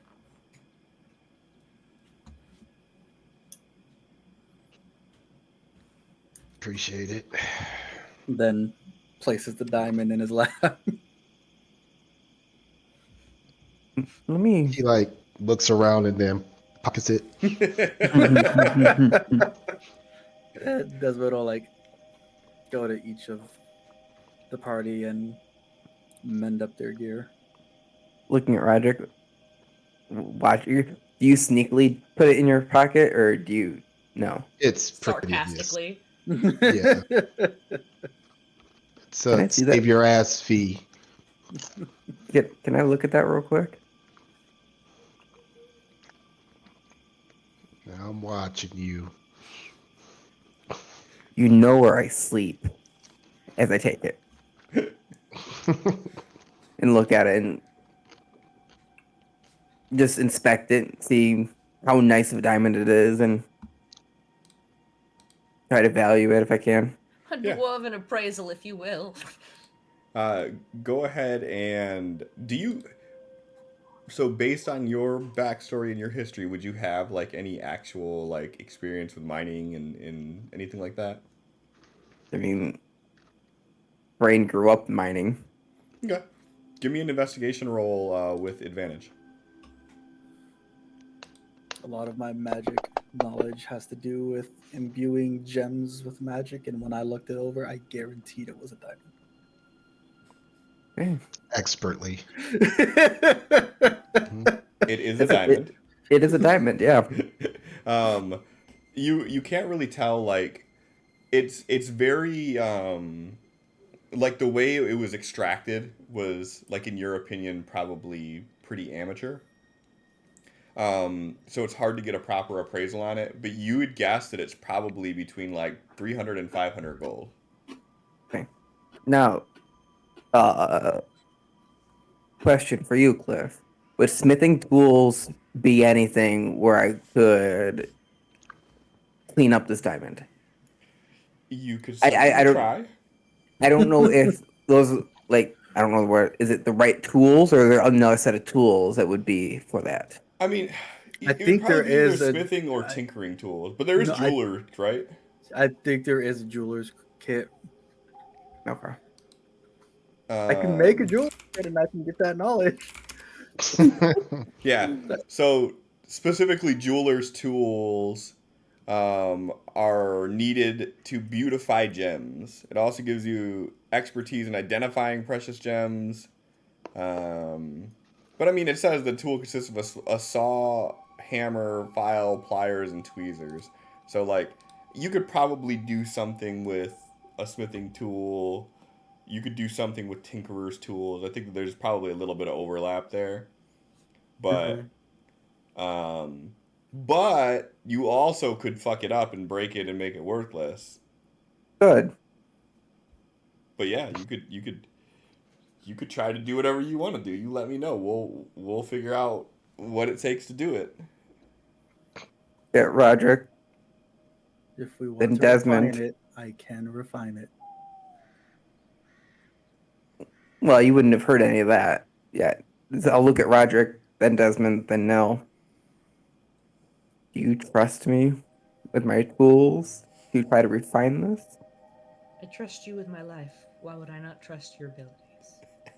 Or would you prefer we take it to someone who's more of a professional in this art? Okay, I was on board till you said that. Have you ever done this before? This specifically with this size of a diamond? No. But with others, slightly different tools, under more Uh, supervision. If we Yes. need the wow, you're right really selling tools, this. if we I'm need not the gonna right lie to you. tools and the knowledge of a gem this size, I have access to that. Wait, you've done For, this before? No, someone in my family has. That I have access to their knowledge at will.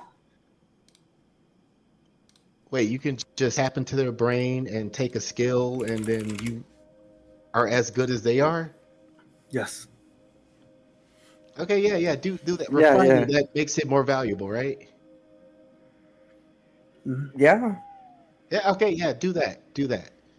It's yeah. If quite you the if skill. you if you can think you can do it with the proper equipment, more power to you. You can have it. Okay. Tonight, Oh, wait. Hold on. I You giving will. away my stuff? No, no, no, no. You know what I mean, Roderick. Tonight, I can make the proper equipment and get the knowledge. Do you need Yeah. anything for that equipment?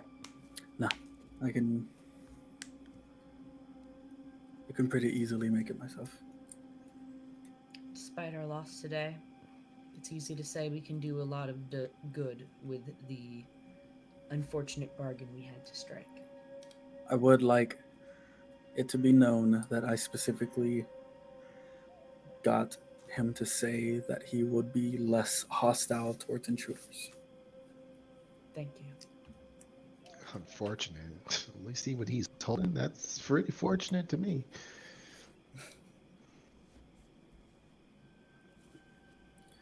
But that seems to be the only good we did there.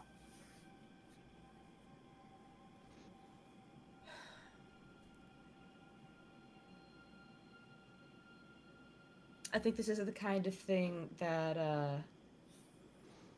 oh, one of our old friends would be claiming they were technically right in their bets before going in, and it was a familial squabble.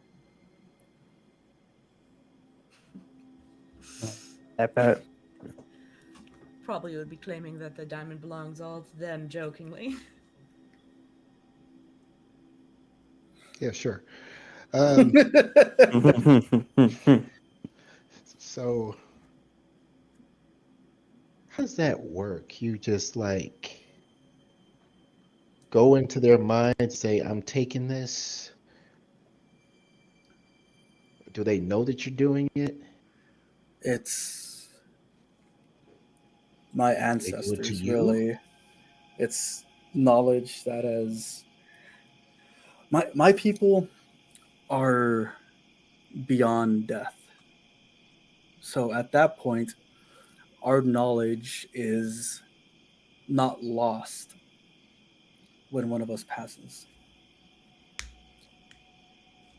It is still, if this makes it easier, if back before the Raven Queen passed, if I were to die in that cave, my soul would not go to the afterlife. My goddess would retrieve it and place it in a new vessel. So essentially, it's just rebirth. Rebirth with no loss of knowledge. So how do you have ancestors if you guys just like go into new bodies and everything? Is like, can your like brother be also your great grandma?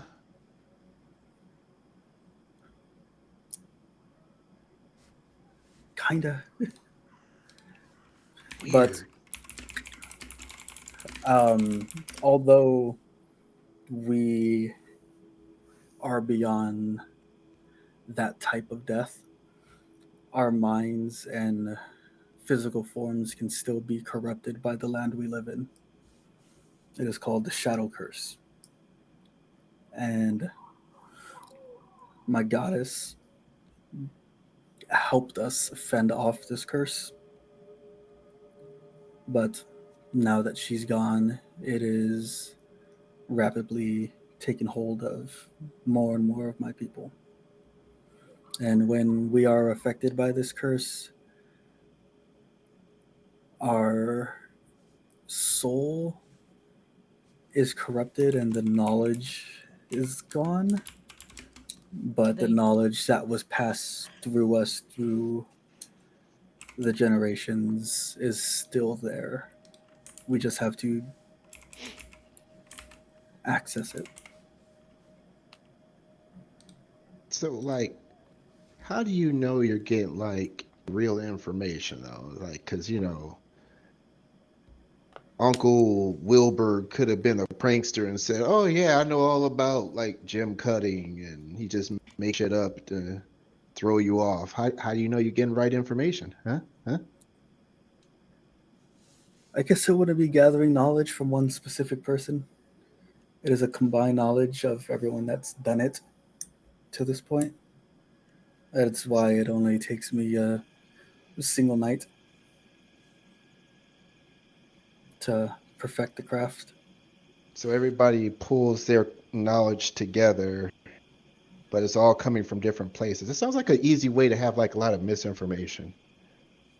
sounds like a hive mind. It's free knowledge, not really influential.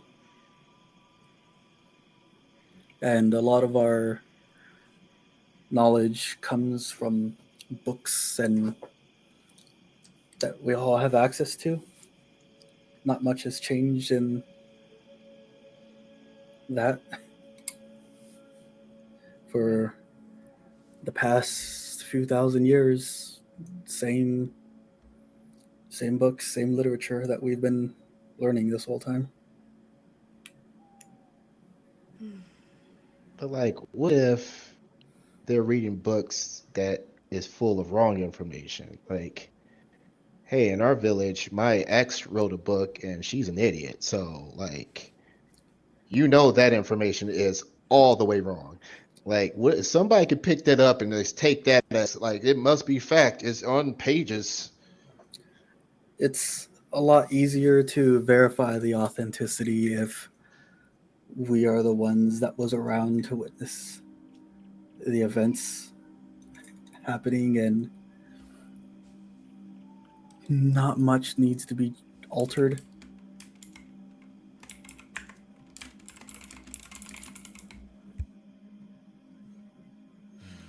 Nell's just been Appar- staring into the fire this whole time, just not really paying attention. Apparently, I must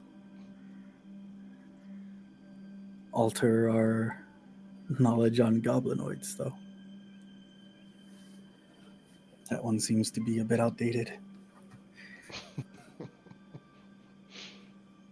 Hmm. All right. All right. Wealth of knowledge, just whenever you call upon it. That sounds nice, but I mean, if you met more humans, you probably wouldn't like them, and like them pulling information from other humans. That sounds just awful. Hmm, You are the first human I met on this plane personally, and yeah, I I'm have sorry. heard stories of another human back home, and they have impressed me beyond comprehension at this point. Mm, sure, they're average. There's no a lot of great humans.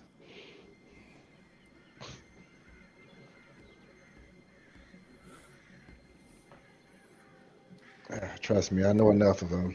There's nothing great. I I think I can guarantee in the multiple of thousands of years anyone in my kingdom has lived, none of them have been able to access the type of abilities or magic that you can. I don't have it. Oh, wait. For like a second, I brought my buddy back.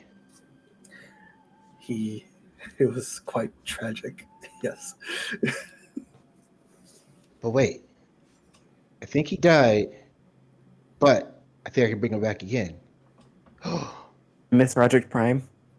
Wait, give me the gem. Like he like grabs the diamond. He's like, okay. When I look into this thing, and he's like holding it up to the firelight, like I see multiple reflections of myself. So maybe I can like make a whole army of alternate me's. Huh? In my honest opinion, if anyone can do it, a human possibly can. Yep, damn right. All right. Army of me. Emerge. Come out. Come on, fellas. Let's do this. Desmond's like rocking, like in anticipation. Nell's just smirking, watching him. You'll get a roll and a laugh from Thrain as Thrain walks away to go to bed. You're not gonna be laughing when my army beats you up in your sleep. Come on. Come on. Let's see. As you're doing that, there's a slight like focal point of light from the fire as you're moving it about, and there's just this little bit of a glint that you see, and then all of a sudden your reflection is gone from the gem, and you notice that standing on the opposite side of the fire is you, just one. Ha! Aha! Ah! Where the Thrain? Oh, fuck Thrain. Where's the rest? Where's the rest of the army? He's looking. He shakes his head. No, Oh. just me. Oh, well, it's good enough. Welcome back, buddy. Sorry about the cave incident. I didn't know that that would actually happen. But hey, you're alive. We're a dynamic team duel. Two pair. Yeah, it's us. I think we need to talk about our dynamic in the fight. Yeah. Now that we can like actually go over that, I was going to go over that in practice, but then you shattered, and then you were gone. But you're back. Did that? What was the last thing you said? Hey, did that hurt? It's strange. For me, it was you that shattered. Ah, I am confused. But hey, that's fine. Yeah, He's like, it's oh, at least we got to kill them all, right? It's a mirrored realm of different possibility that you're from. Did you guys not kill them all? Ah, no. It was a monumental failure. Well, I mean, after you got knocked out, yeah, but I mean, No. us though? we cut a deal and got this, which is worth like at least a bunch of dinners. That's fair. Thrain said about 300 gold. Oh, oh, yeah, that'll buy like so much stuff. You could buy the slop house right from Marion. He could be your personal chef. Personal No. chef. They're both like.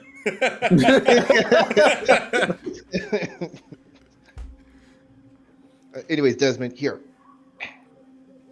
Desmond will take it and like turn his lens, and it'll like zoom in a little bit just as he's looking at it. The Echo just walks right up next to you and crouches down and just looks at it while you're looking at it. Do you need any crafting components for that kit? No, I'm not making an item. Well, I'm making the crafting kit, but I'm not making a whole new item. It's not the same. Right. Hey, don't fuck it up. Did you fuck this up, Sin?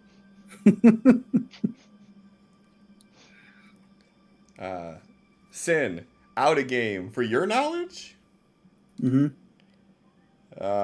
based on the value of this thing, this would be considered like a rare, very rare.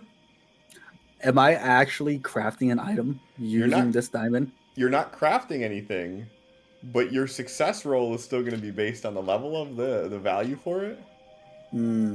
So you're still going to be at like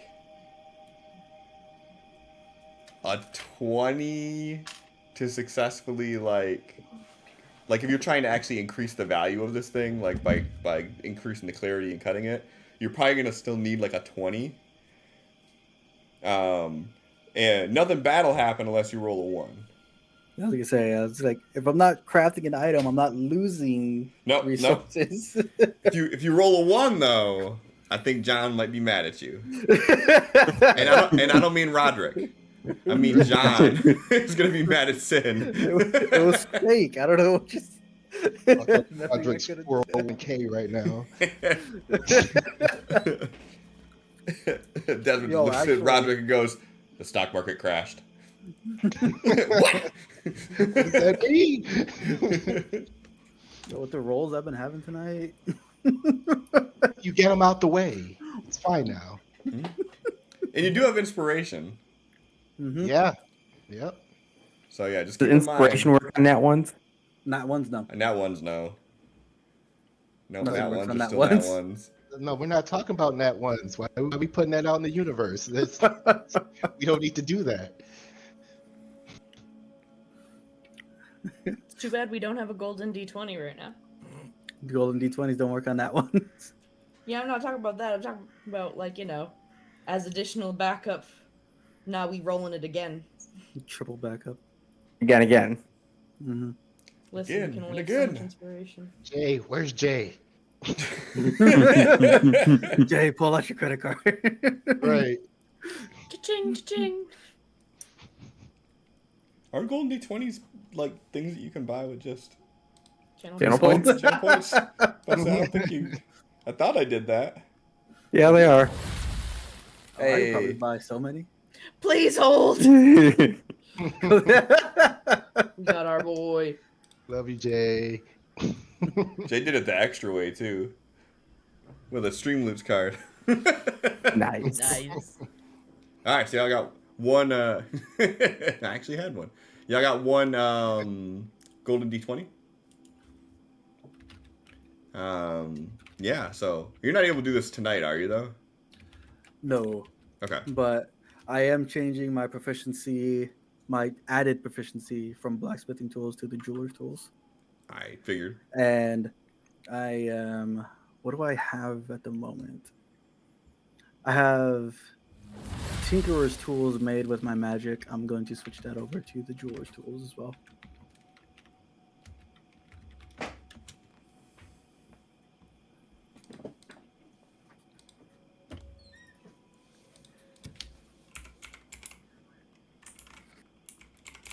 I'm really curious why it's not updating the chat that these were played though.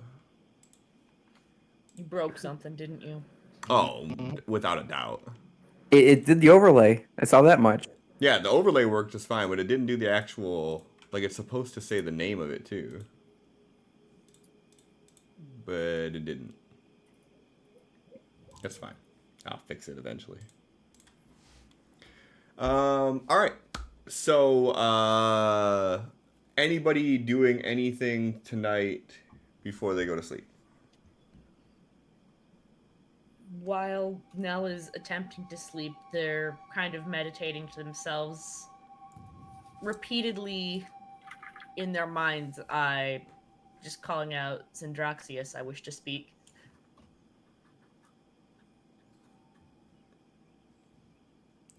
All right. Whether that works or not is yet to be seen. Is Roderick doing anything? If Desmond is busy, then he is just gonna go to sleep. All right. And is Thrain doing anything? No. Also, this music keeps changing, and it was sounding like there was a double siren going on because there was a fire truck passing. It sounded like the same tone, just slightly off. So I was like, Immersion. Are we able to like resource gather and shit tonight? If you're not doing any other yeah. downtime, you can, yeah. Right. I want to do that. All right. Don't you- Yeah. So Go ahead. the shit that you did with changing that over, that's all what? That's just, like, all class ability added. shit? It's all added as part of my long rest. Okay. Cool. So technically, Desmond doesn't need 4 hours for a long rest. He only needs 3. Interesting. Yeah, I if you forgot want to about that. resource gather, you can. Yeah. I forgot about that. I'm gonna. No, do you've that already as said well. nothing. No. Okay, fine. No, you're fine. Okay. I don't know how to do this. Desmond has never gathered shit. Awesome. Then I'm going to make you roll at a disadvantage. You never had to do it on your own. Things just handed to the little rich boy. He's not used to having to forage. He walks over and like kicks a rock. Like, this is stupid. Yeah. So essentially, for gathering, I mean, just roll whatever you plan on doing. Justify it and make that roll. All right, what do I still have access to? I guess for now he would have his tinkerer's tools still, and I feel like he had another alchemist supplies. Yeah. So what are you on the hunt for?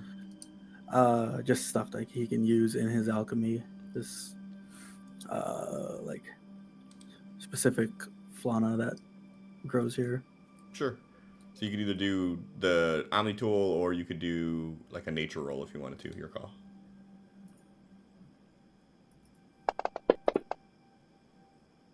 That'll do. Go ahead and roll on the crafting components table.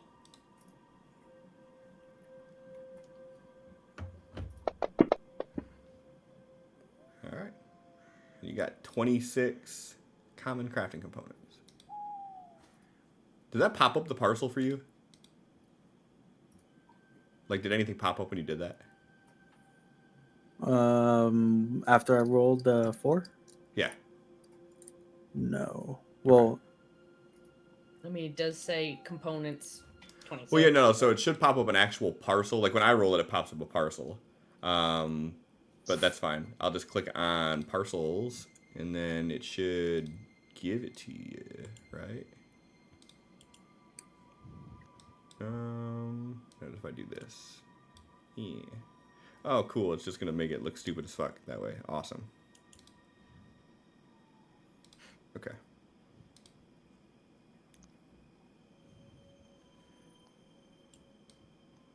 And do you already have crafting components? I have 2. Okay, cool. So now you'll have 28.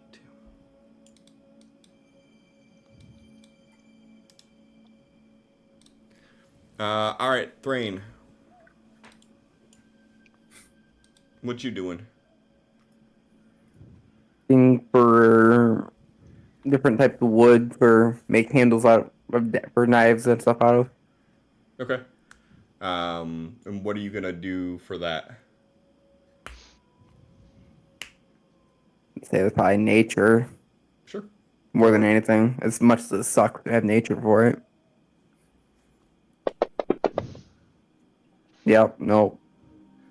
Yeah, I mean, in the area that you guys are in, most of this area is like either open meadow or, depending on how far down the trail you go, you start getting into like some more like sand swept beachy areas. And really, there's not a lot of good integrity wood that you find there. Mostly everything is either like just small twigs or stuff that's sort of rotted to the point that it doesn't have the integrity to be able to make a handle out of it.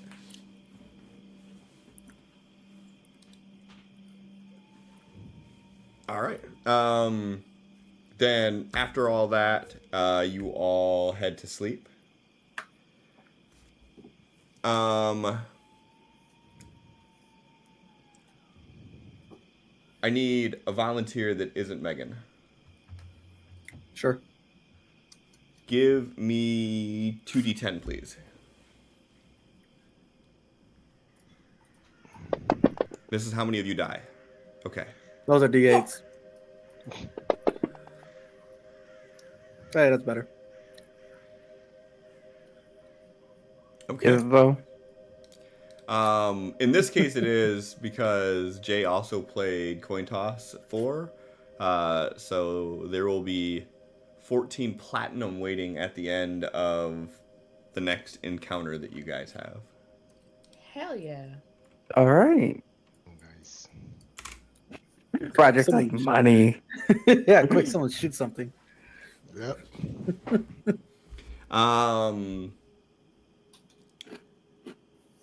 Megan, give me a D4, please. All right.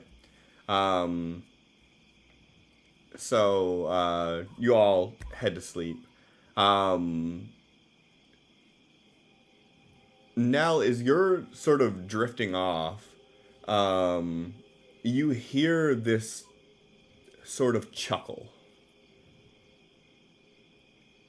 And as you sit up and sort of look around, you see something similar to what you noticed at the birthplace of good and evil. And you see like this figure sort of dancing around the fire.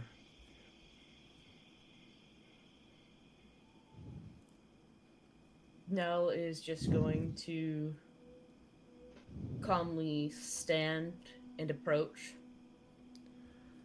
And as you walk near the fire, you notice that like through the flicker of the flames, every now and again you catch this image, and as you're sort of like enthralled by this movement, um, you see for a brief second this like face looking back at you, and as you kind of lock eyes with it, a hand reaches out from the flame and pulls you in, and you feel yourself falling. And as you're looking around, you see that you are falling down a chasm, and there is this infinite hell that you are looking at around you. Um, and you fall for what feels like hours. And periodically there's breaks in the rocky chasm, and there's openings that spread out to these vast hellscapes, and you see these atrocities and these scenes of horror playing out. And as you sink even deeper, you get to an area where all light just gets cut off, and you just feel yourself in absolute loneliness. No sound other than your own heart beating in your ears. And then all of a sudden you hear a and you find yourself standing in this big open room with a giant light in the middle. After taking a moment or two to catch their breath, Nels steps into the light and just goes, Zinjoxius? I have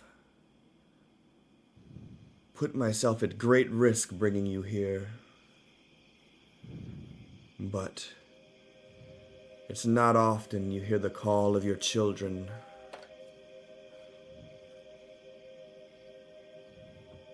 Nell kind of grimaces at the term of referring to them as children of theirs. I wish to know more of this Hag Countess. What to expect of them, what their usual tactics are. Any information you can give that would benefit us, as we know we're only going to have to deal with them more.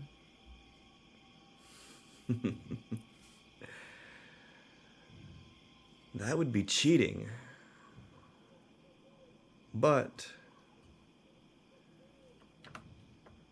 where's the fun in a fair fight? The Hag Countess will deploy every trick and manipulation possible. They will try to dominate your mind. They will try to dominate your soul. They will try to dominate the minds and souls of the people you love. Your love and compassion will be your greatest weakness. By the way, how is Mumsy? Nell's stare switches to more icy and goes, You already took my father. I am not the one you have to worry about. She is out there. I am still here. So the Hag Countess is physically on mortal plane? Oh, yes. Would they happen to appear as a 12-foot figure with yellow eyes? You've seen her. Very briefly. Calling commands while we were defending Durian.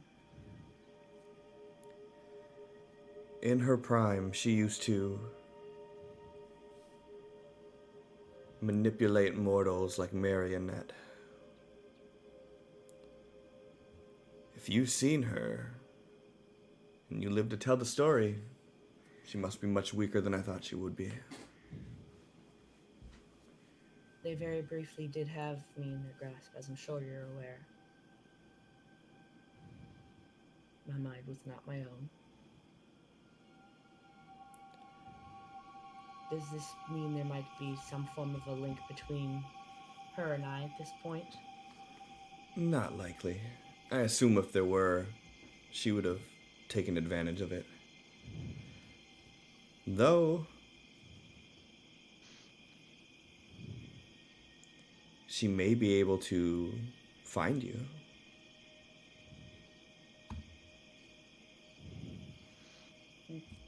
Nell nods and is pondering over it all briefly.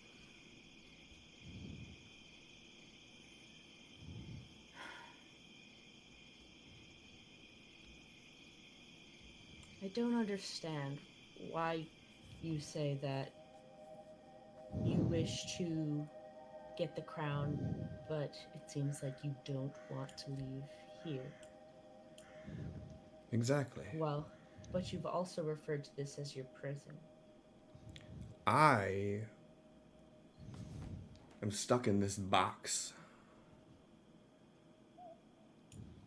I do want to stretch my limbs, wander the infinite hells. I don't wish to be confined to a cage. But my dominance reigns here. A king may want to leave his kingdom. This is my home, but I am also a prisoner within it. So, when you four lovely people get me that crown, I will make sure that I melt down the bars of my cage to form the shackles of my imprisoners. You will protect countless atrocities that I'm sure the Hag Countess is still doing.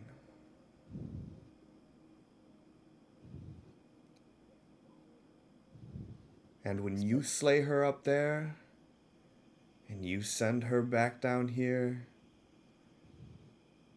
she'll have me to deal with.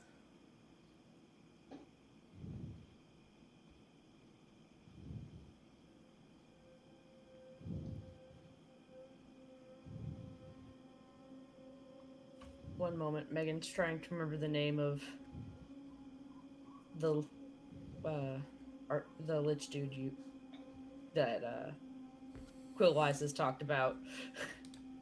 The Archlich. Yeah. Does he have a name other than that? Yeah, he do. Okay, I'm sorry. Megan is just like, that information is classified. Like, what do you mean? You're supposed to know that. Get back here. It is Archlich Drisdale.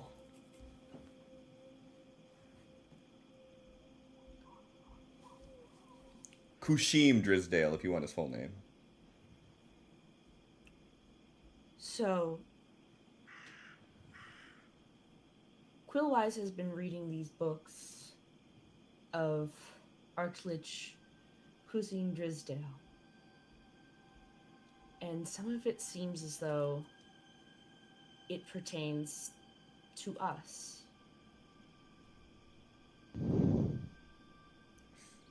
The Fancy last that. of the Hibiscus.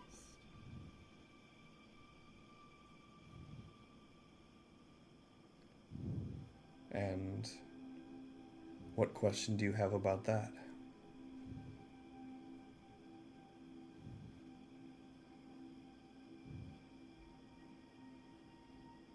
It regales of him slaying us.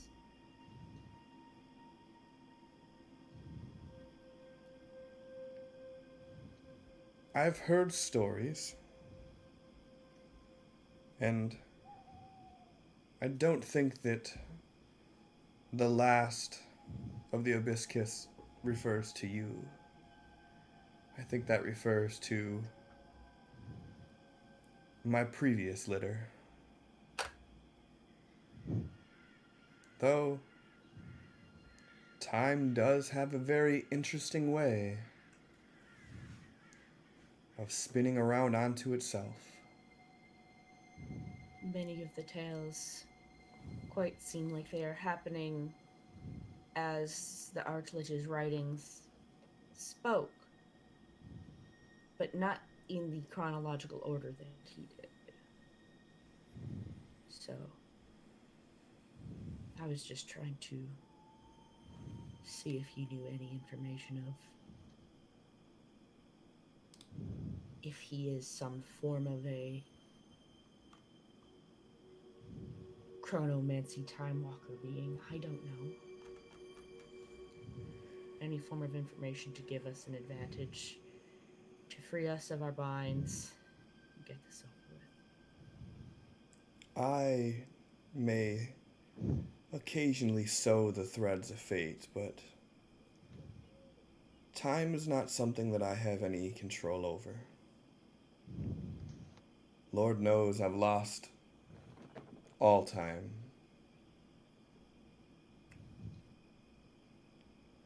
But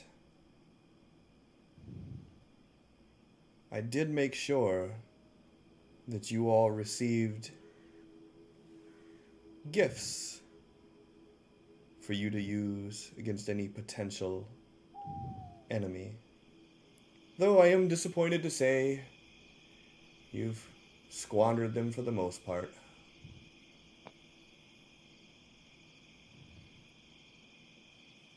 If by gifts you mean the carvings upon Roderick's chest,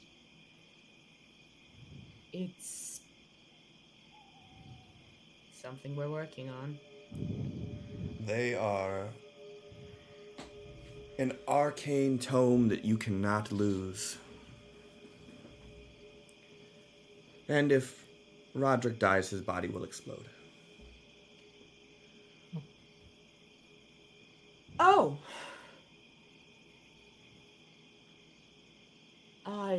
That is information I will share with the group. You might want to keep that one to yourself.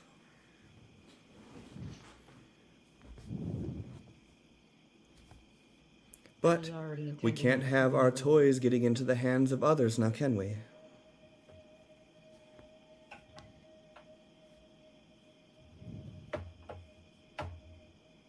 Nell just nods in agreement, not sure how to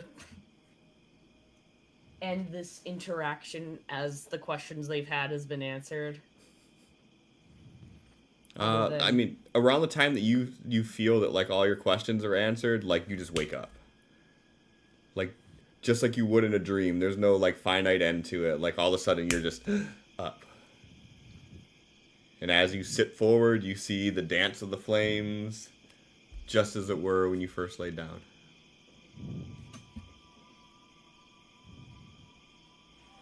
They're gonna be sitting up and just watching the fire and essentially keeping a watch for a bit at this point after waking up from this while they think it all over. Yeah, and for whatever reason, maybe it's just the tricks that your brain's playing on you right now, but like the way that the light is like dancing on the fire, it's like illuminating directly onto Roderick after that conversation. And it's just sort of like it never moves off of him as it sort of dances around.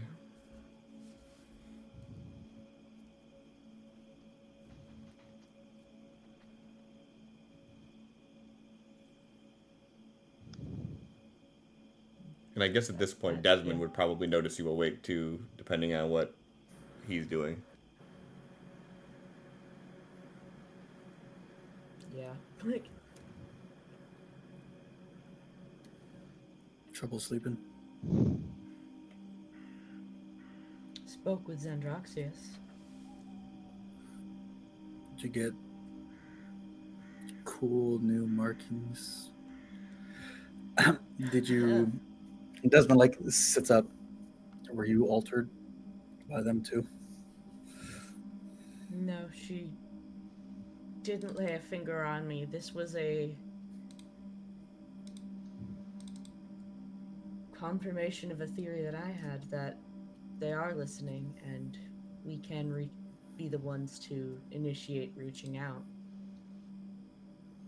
I reached to her and she responded and came in the dream. Roderick's the only one lucky enough to be the tome. I suppose that's reassuring. Hmm.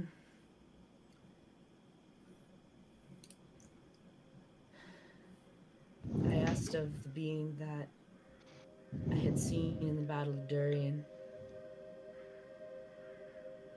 and when I described it, she basically just said, so you've seen the Hag Countess. And I suppose we know what we're looking for now. As you say that, you hear a flock of crow take off from behind you. Nell, jumps a moment, then, looks around. Perhaps she might have eyes on us as well. Less reassuring?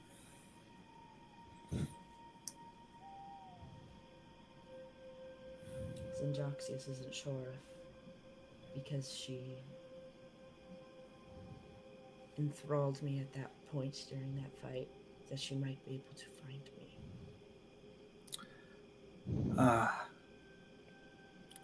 Well, Roderick described the same creature before.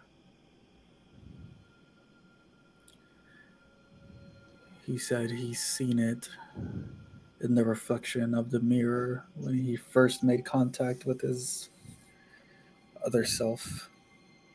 So it's not only tied to you. I could have been how it found us, though. But yes.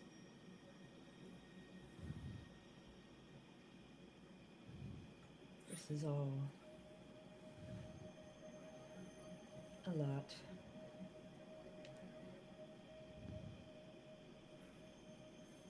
Manipulation and mind game seems to be the primary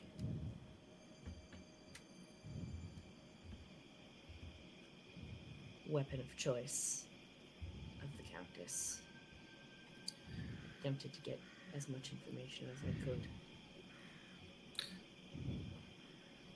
It seems being part of the Eclipsean Order puts us at a severe disadvantage in this predicament. We are specifically trying to better the world and help people. And our foe is using manipulation, and it just seems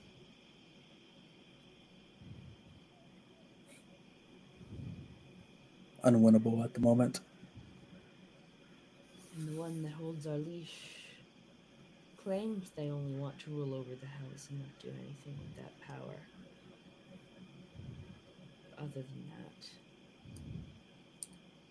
need to chain the hag, but who's to say that power will associate them? Zendraxius at the moment is the lesser of two evils. And unfortunately, I agree with what she's been telling us.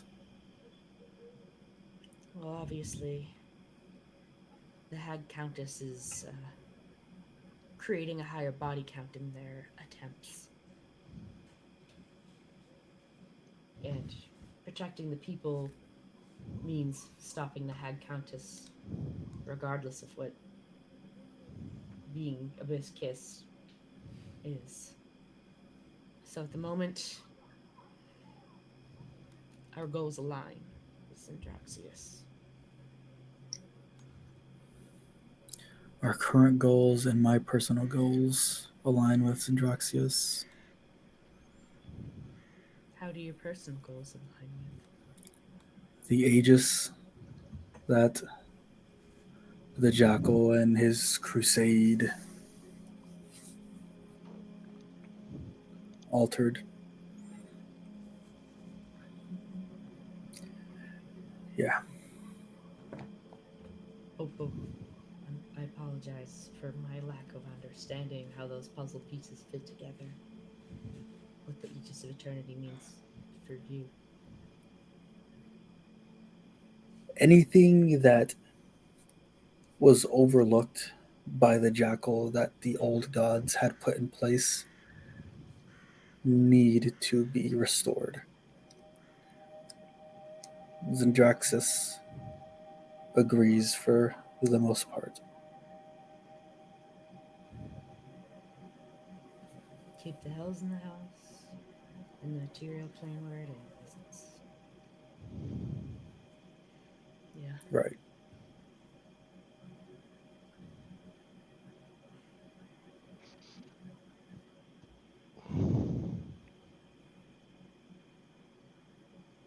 Nell just keeps looking over at Roderick. It's all a lot.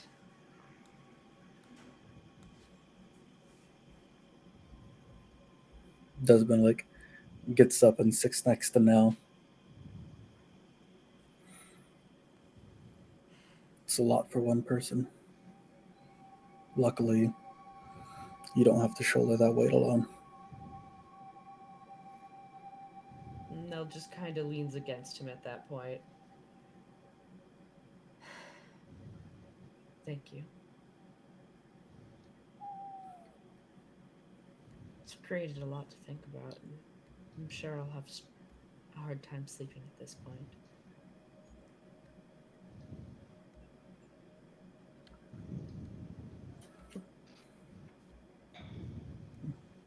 Lay down. I can maybe help with that. I'll be up to keep watch.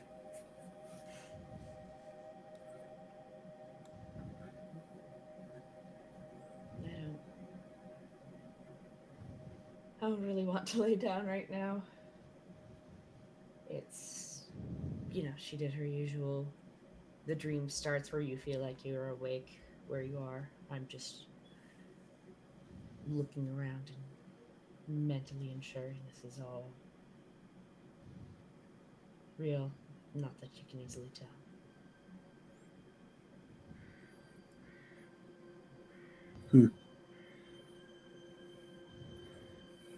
Desmond will use prestidigitation to make his finger cold and like poke Nell in the arm.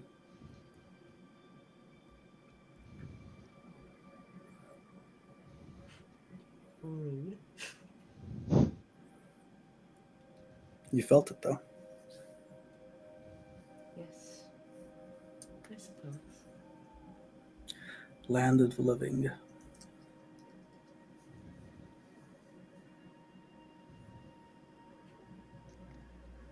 I suppose next time we know we're in one of those group dreams, you'll have to try it again to see if we still feel the cold, though.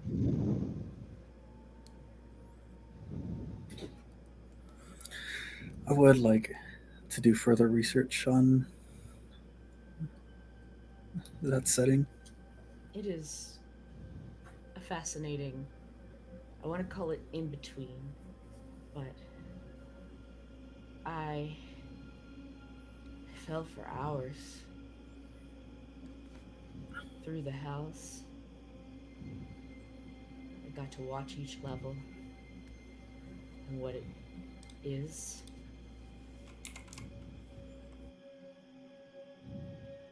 What it holds. Yes, I don't suppose sleep is anywhere near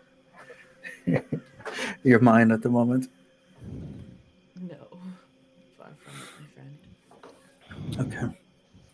Well, You can keep me company while I work on making these tools then.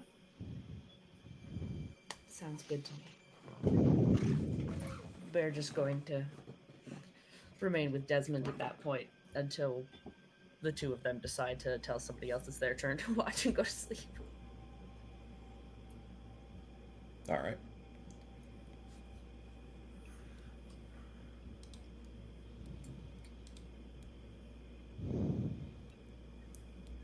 Hey, Nell. Give me a perception roll.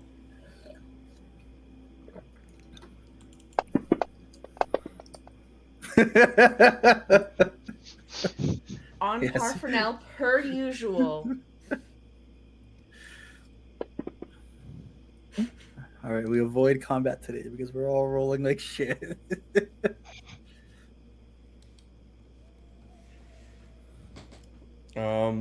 Yeah. So you all finish your night up.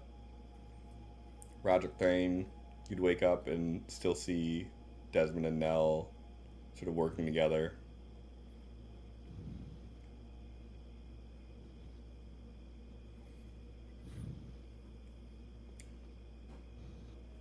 Do we have a plan for today? Start marking your way up towards Arvos. Maybe Fun. stop at a wind point along the way. Do some trade. I have things to sell outside of Durian.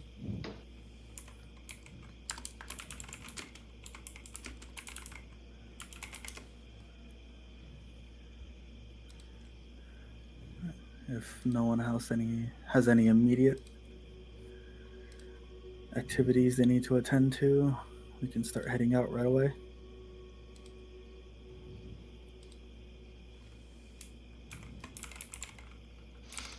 Sounds good to me.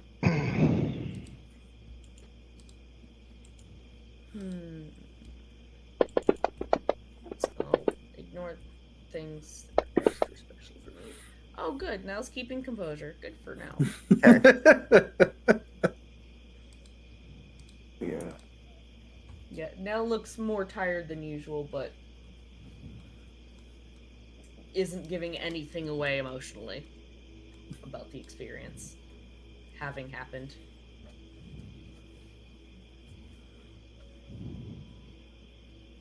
Sorry, I was trying to decide what spells I wanted to prepare for the day. Oh, you're fine. I was very confused because you just rolled at the same time as me as I went to go do that constitution and be like, is it extremely obvious that Nell just, looks shell-shocked right now about having watched the hells happen before them? Yeah, and you got to figure, like, you were there for hours falling to the point where, like, you can't even be scared of the fall anymore. Yeah, it's just like you continually have the, like, feeling of falling, but you're just observing at that point. You, like, seen some dwarf falling next to you for some reason. Some fucked up beard. Beardless dwarf. Right. And he's like, you new here? First time. See, season 1 joke. You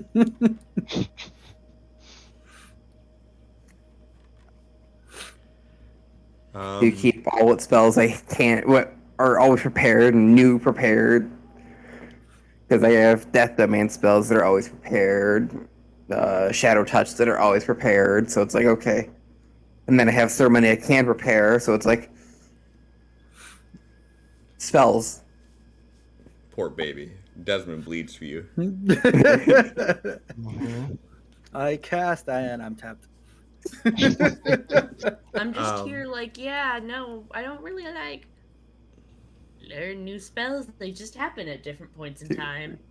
5, 6, 7, 8, 9, 10, 11, 12 spells actively prepared at any time, moment in time. There you go. So if you guys are trying to travel, it'd be 3 days to Windpoint, and then another day or so to get to Arvos. Or if you go off the beaten path and cut through, you could get to Arvos in 3 days. So I guess it's whatever you wanted to do with it. You could save a day, skip the city, or you could go to the city first and then go there, but it would take an extra day. I say city first so we can have a nice rest in like an inn or something before we make our way all the way over to Arvos. Prepare ourselves for what may come a little better than just several days of riding after having already had a battle. Is Arvos for, anyways? A monstrous creature whose very existence seems to be born of nightmares. Lovely. Yeah, we're going to Windpoint first. I want to sleep. That's fine. I want to get drunk before I do that. So, monstrous creature whose very existence born of nightmares. Prowls in the cold of night, preying on livestock. Or should we just get there quickly? That way we can prevent as many livestock from being taken. It feels wiser to just ready ourselves for whatever it is before we go. It's one day going to hurt. Yeah, considering their note was already in the pile for who knows how long. Yeah. Might not even be cows left at this point. Mm-hmm. The old chupacabra.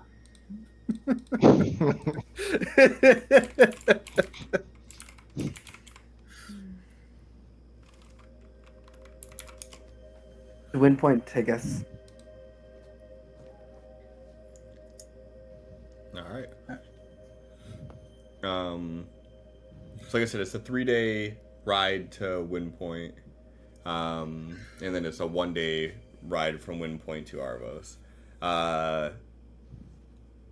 Is there anything of note that you all want to do during the 3-day time? I guess I'm going to try to refine that diamond. Okay. So remember, your DC is 20. Mm-hmm. And if you nat 1 it, you will destroy it. Easy. Okay. Feel free to give me a roll with your jeweler's tools. I think that Thrain should guidance. Yeah, can I? With my knowledge of doing this once or twice before? Guidance, you don't need knowledge. You're like, Well, just cast Spell. guidance. Yeah, you can cast guidance, but you can't. Yeah. Like, you don't need to have any prior knowledge for that. You can just cast it. There you go. Guidance. Add a D4. Hell yeah. Alright. better than nothing. Wait, hang on. How does this work? Okay, never mind. That's fine. So I will say, you do have inspiration. Mm-hmm. You do have 1 golden D20. Mm-hmm. None of that matters if you nat 1. Impossibly. What? My last roll was a 1. My last roll on the table of elixirs was a 1. What are the odds? Exactly. Hey! Nice. Hell yeah! Yeah, so you start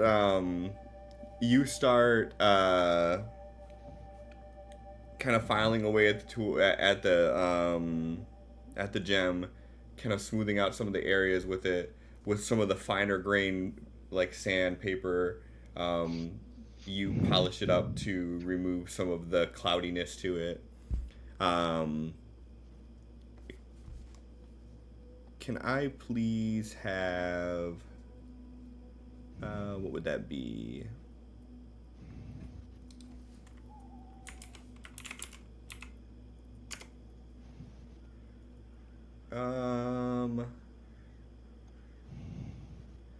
Can I have 5 D20s, please?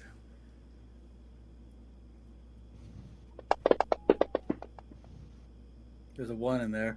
There's a 1, 2, and a 4. You Hold want on, to? can I? You want to I inspire want an that? inspiration. That shit. Sure.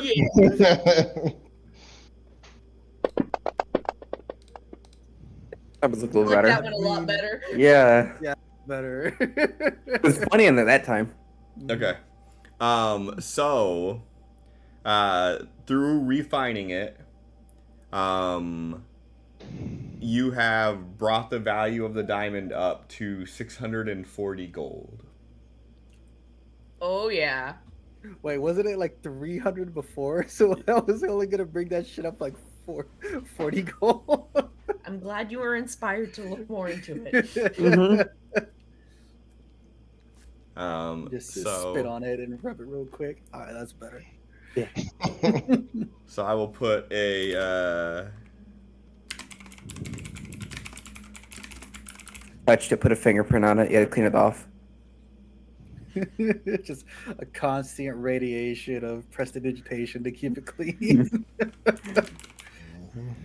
All right. So in your inventory, you now have a polished flawed diamond. It is still a flawed diamond. That's just inherent in its quality. But you polished a turd as much of a turd can be polished. I mean, it's a pretty turd. Mm-hmm. Like hold it up as soon as I'm done and just look at Roderick's face. Yeah. That's my guy right there. Immediately rolling it up into my tools kit and putting it in my pack.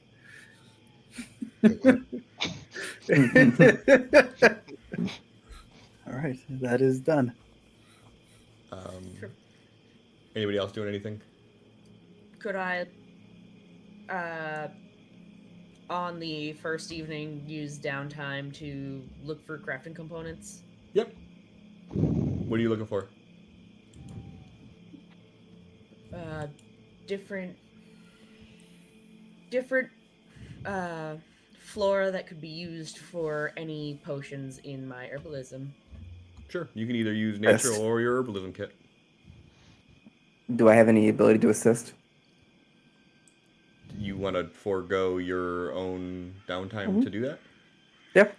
Sure. Give me a Okay. nature roll.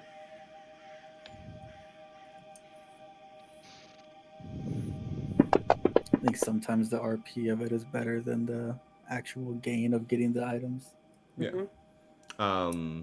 No mechanical bonus.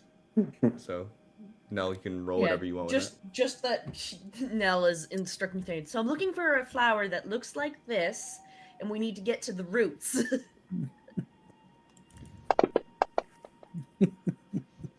Completely wrong flower.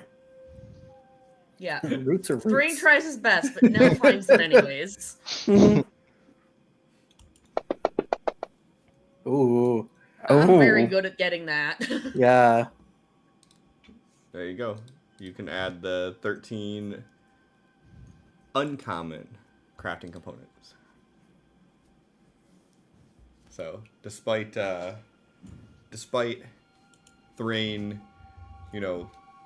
pulling the snapping the flower in half off as he pulls it up. And it's a good thing I only wanted the roots, eh?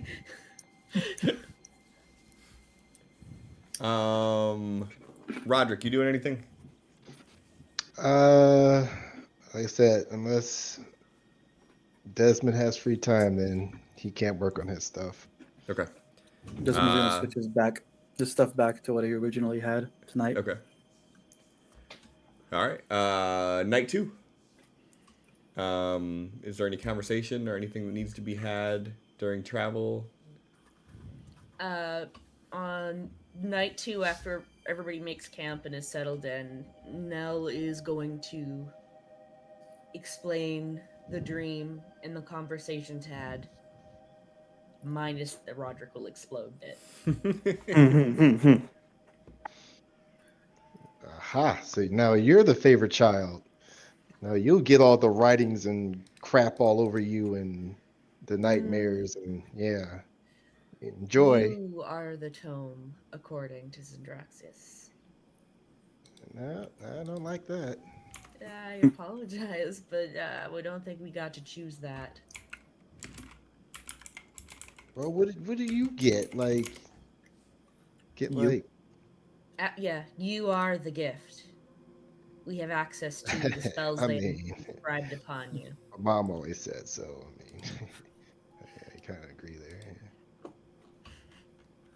I don't want to be this kind of gift. It sucks. Yeah, I I understand am that. assuming Zendraxis only place those markers on a being that can physically handle it. Probably all that extra weaveness that made it so you could do the splitty thing. Speaking of that, they did meant I did ask them about the being that I had seen that you later described the same thing of a 12-foot tall shape beyond with bright yellow eyes. And they confirmed that that is the Hag Countess. So Hmm. she is keeping tabs on us. Surprise, surprise. And might be keeping tabs on us through me, as I am the one whose mind was taken by them during the fight. Not in that they can see through me, I worded that incorrectly. That they can track me, more than likely. Oh, that's so much better. Phew. Right.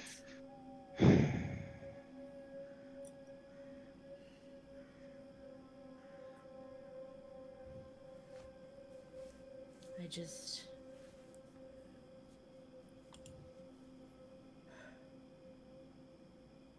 I just wish we didn't have to actually deal with this whole thing, but we don't get a choice, and as it stands now, our goals align with hers.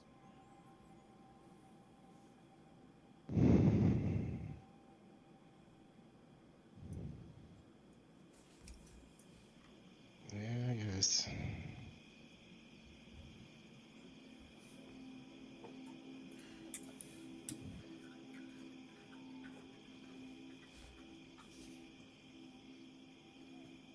And that's it for my day too.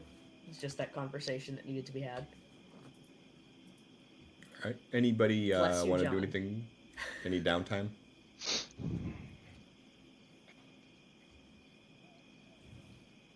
Okay. Screw it. Let's make a magic item. What you trying to make? Let's make the Dread Helm.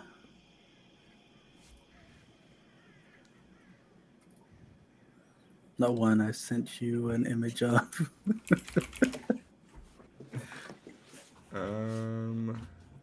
Yeah. So Dreadhelm is considered a common item. Yep. So you can go ahead and roll for it. Cost 10, and you have to hit a 12.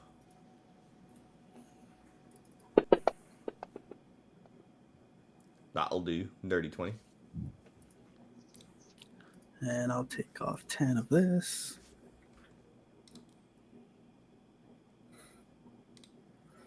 And he is going to build it into his hood. All right. So as everybody is sort of laying down for the night, Desmond is up, tinkering around, occasionally hammering on some metal. And periodically you'll see him sort of putting it on and sort of sizing it up to the size of his own head.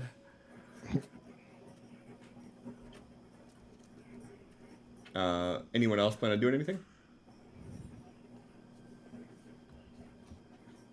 So, I'm trying to remember how it works with the crafting. So, using the uncommon crafting components, would I be able to attempt to make a greater healing potion? Yes. So for you to do, and here I'll drag this here if you want to read along. I have it up. Okay, cool. So essentially, for you to make greater healing, which would be considered, I believe that's uncommon, right? I guessed. Let me see.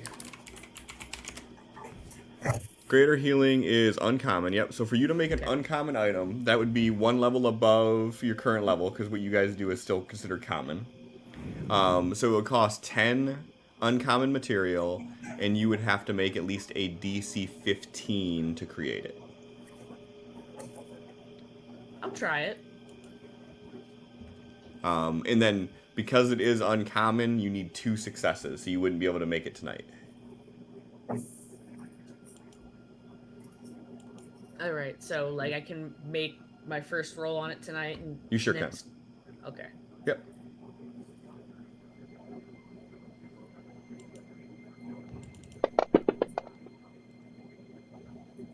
Hey, you got 1 success.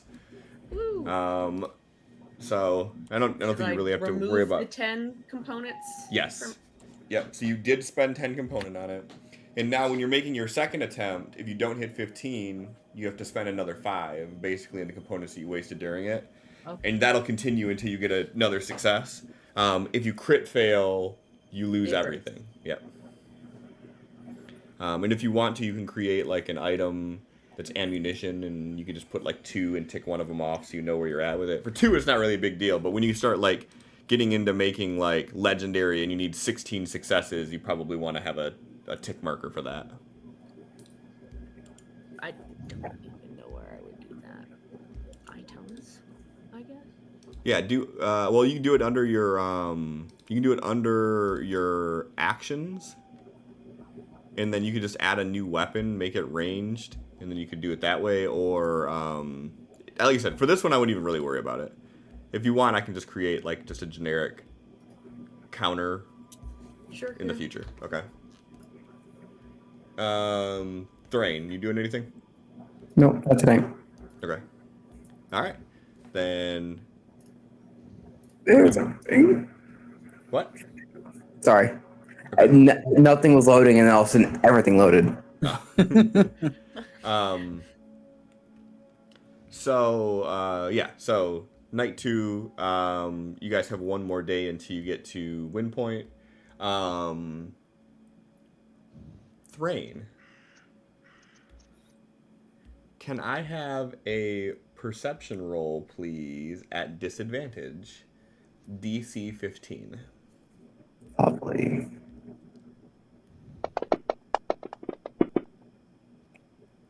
Hey. Nice. As you are sleeping tonight,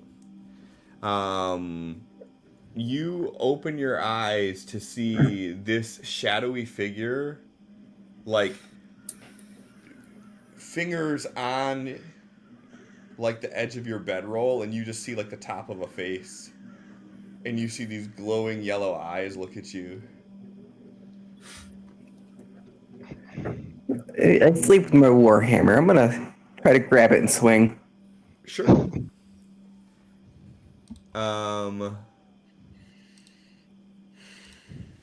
Go ahead and give me an attack roll.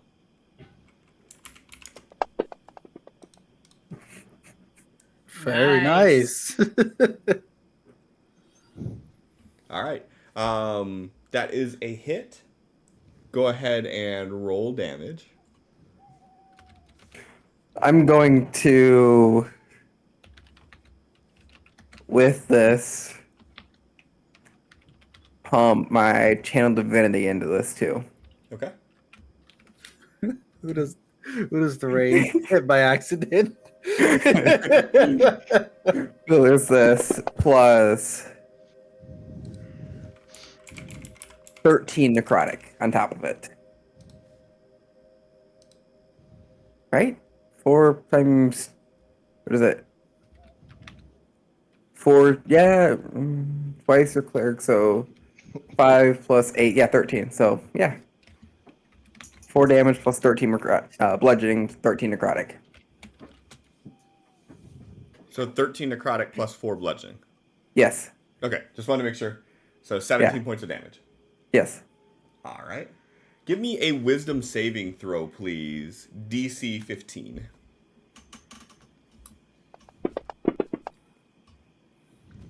All right. No.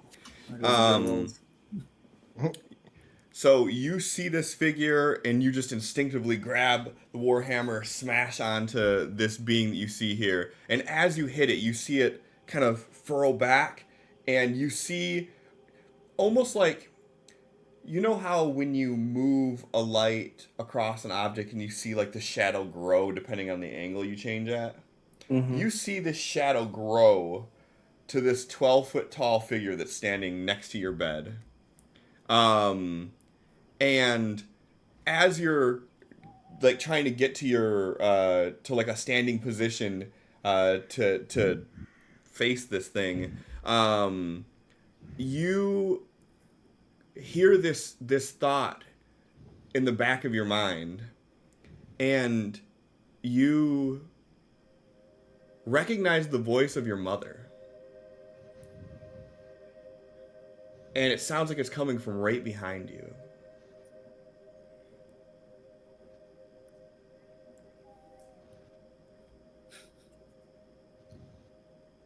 You just hear, Thrain, it's been so long.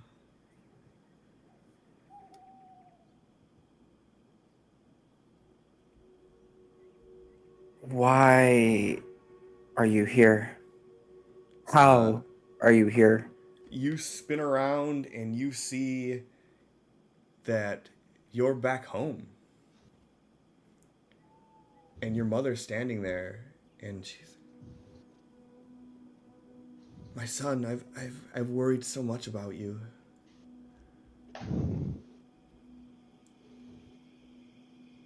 Have you thought of me in your travels?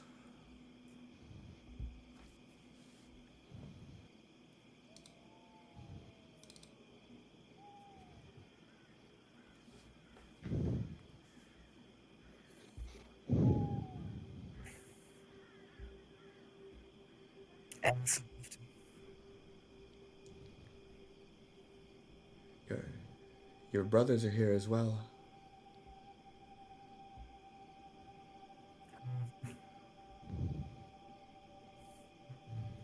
You're not, when Mike's not picking you up right now. Where are they? They're here. And she sort of like motions, and like right next to her, your brothers are there.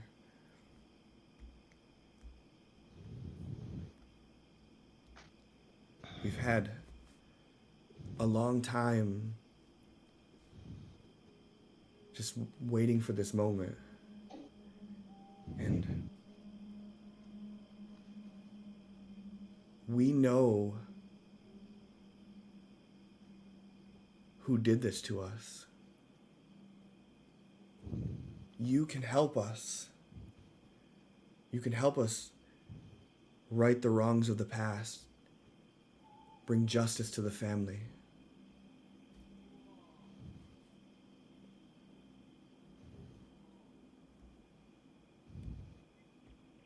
Who did this to you? All in due time. I'll give you every name. But for now, you need to help her. And she sort of motions, and as you look over your shoulder, you see that figure standing there still. And you just see this black silhouette with bright yellow eyes and this glowing grimace of a smile on its face. Once she has assembled the crown, she will give you everything that you need to be able to exact vengeance for us. And as she like motions around, you start seeing like behind her like people from your past that you watch get laywayed in the middle of battle from your old village. You see an entire village worth of your ancestors and the dead that are all standing there in a semicircle, like audience, just staring at you.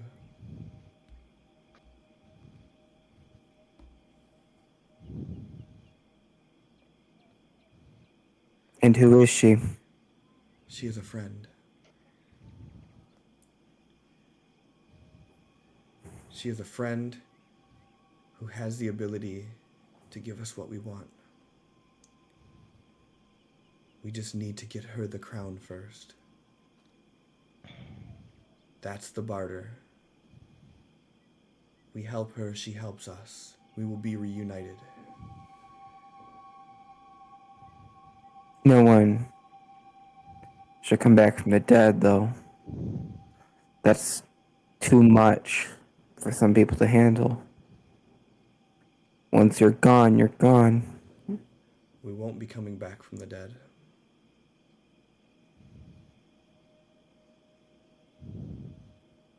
Then how would we be reunited?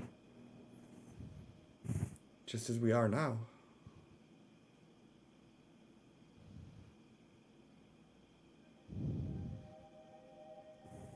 She kind of like walks up to you and she puts her hand on your shoulder. She's like, does this not feel real? Are we not here right now in this moment? You've grown so much. But I have the mental capacity to know that I've had dreams like this before with the Andraxius. You've never had a dream like this. Never. Okay. In even of dreams you've had, like obviously you've had dreams of your mother and you know the what ifs, but like you feel a certain like autonomy in your thought. Like this doesn't feel like a dream.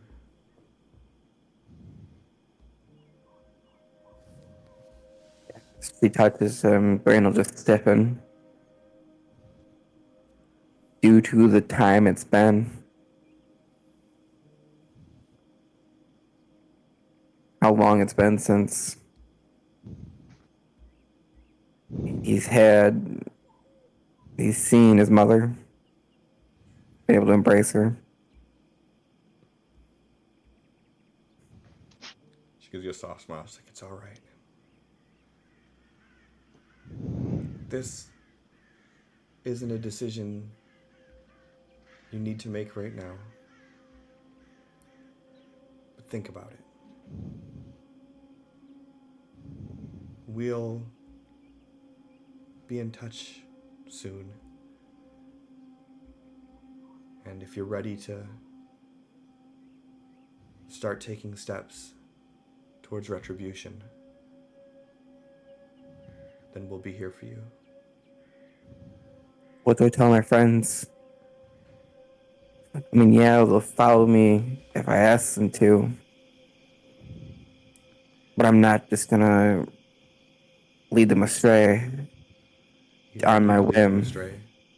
Just tell them it's for your family. This group, if anyone, will understand. If you have the ability to bring honor to your name and to bring vengeance upon those who did such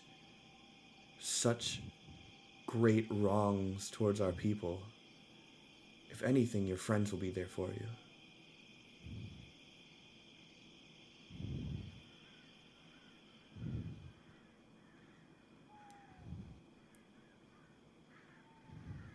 And with that, she sort of leans over and she gives you a hug.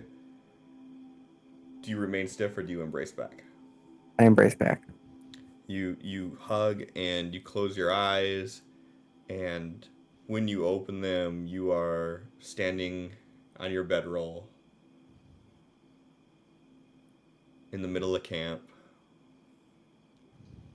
Fucking Desmond's still over there hammering on a fucking piece of metal.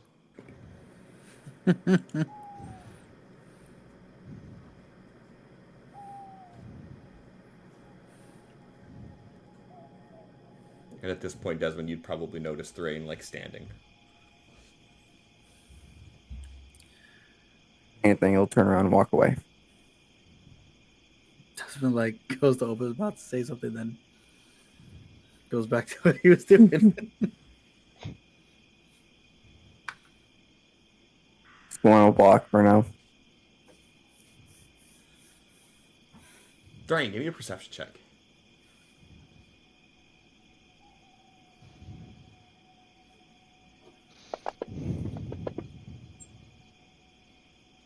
Not really paying attention. Too busy Understandable. thinking. Understandable. Don't wander too far. Drain just walk away like.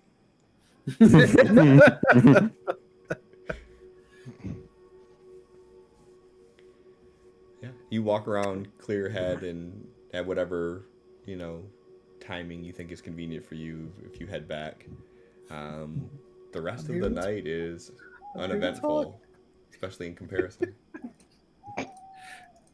Sit down back at the fire.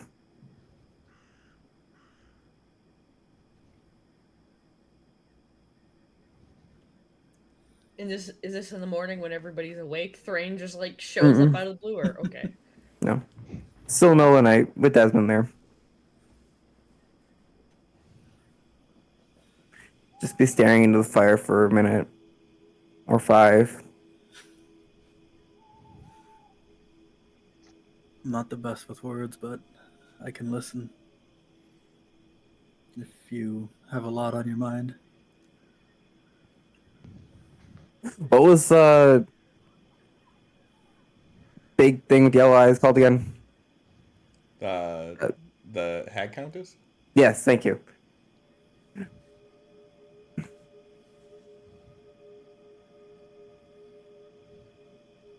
think I saw the hag countess last night. Or before I woke up, whatever you want to call it.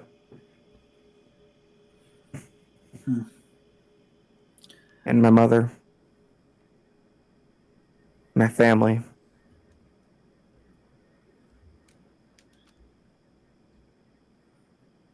What did this vision all entail? Didn't feel like a vision.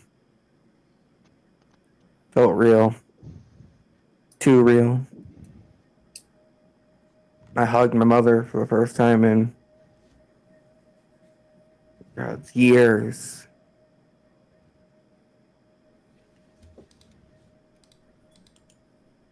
Desmond will like set everything that he has working on aside and like lean in on his elbows towards Thrain. Drain's not really paying attention. He's just staring down the fire. Did she tell you anything? A lot. She wants me to help the head countess. If that's what it was.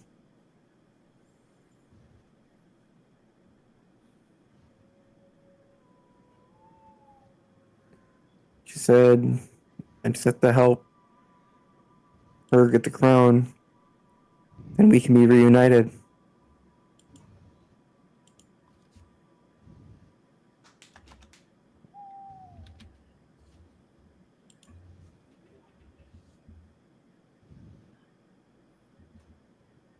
Even without bringing them back to life.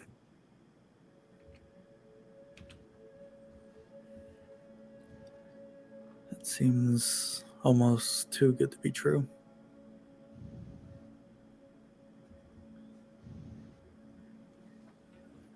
It does. But she also said she'd provide all the information needed to give revenge to those who destroyed my family.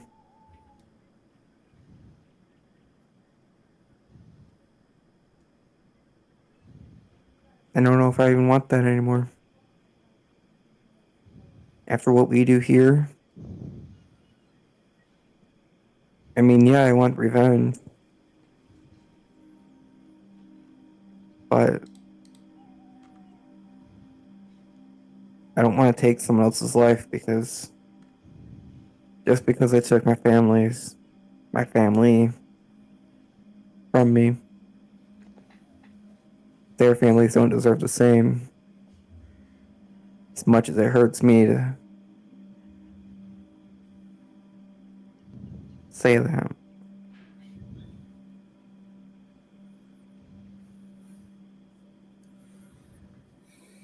But that just might be me saying that because I'm here not looking them in the eye. In the end, it is actions that mean everything.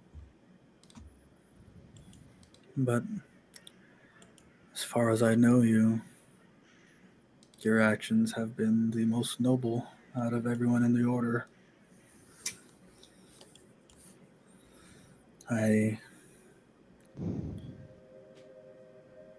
can't say I believe that you would throw that away,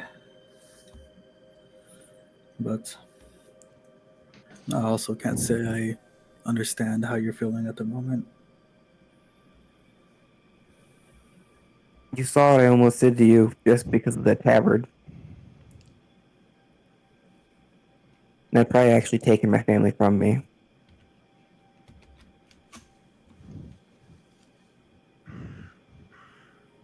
Think of how I would react then.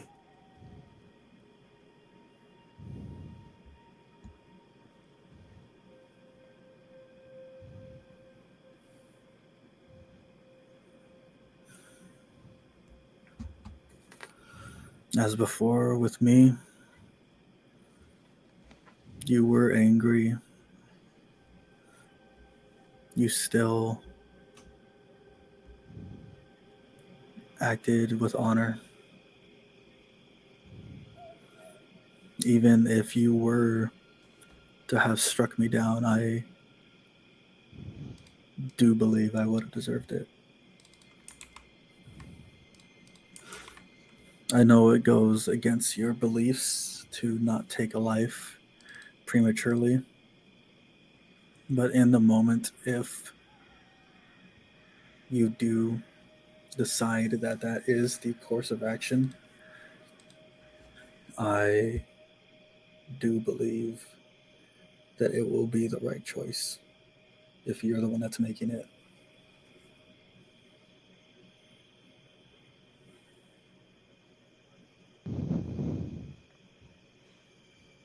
Thank you for being here to listen.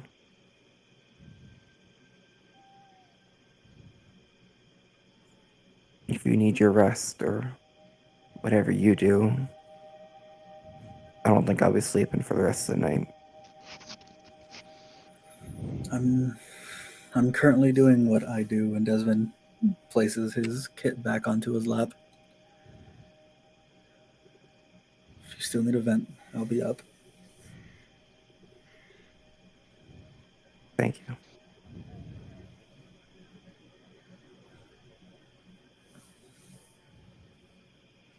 Desmond will just go back to his tinkering.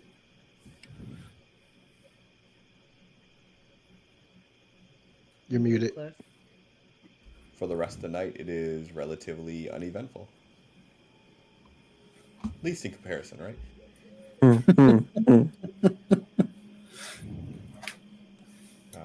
So in the morning, you all pack everything up, and after about a half day's journey, you guys find yourself in the small little town of Wind Point. Wind Point is built right on a cliff overlooking the ocean. There's a lighthouse to it. There's a few smaller districts um, in regards to uh, some like sailing and other types of mercantile in the area. And then there's homes, and that's pretty much it. It's probably a population of maybe 150 people.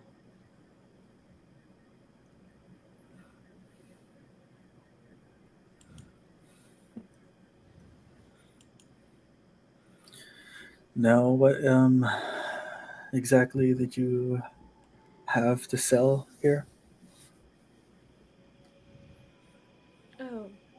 Yes, Nell goes into her bag and pulls out the carved geode. Just a little something that doesn't belong in Dorian anymore. But as a side note, would I get a short rest from just sitting there, at least after attacking? Yeah. Reset my channel divinity.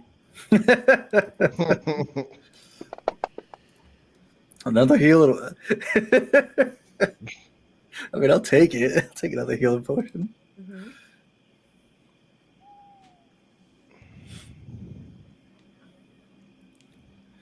All right, let's go to a few of the shops. Go to a tavern, then get some rest. I don't know if I ever asked you, Desmond. How'd that diamond end up turning out? Oh, here, and we'll go into the pack and pull it out, show you. Don't think I could have done anything differently. I could have done anything better myself. Should we hang on to it?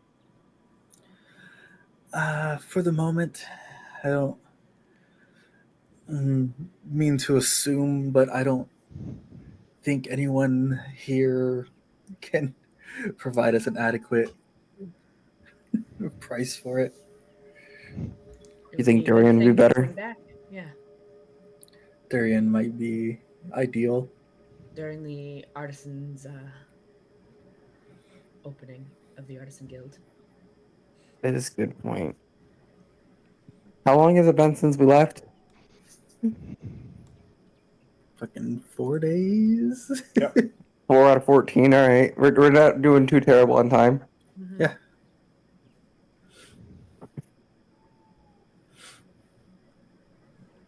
Okay. We should tonight, before we all settle in for the night, perhaps take out the sending stone and give Quillwise an update on everything. Hmm.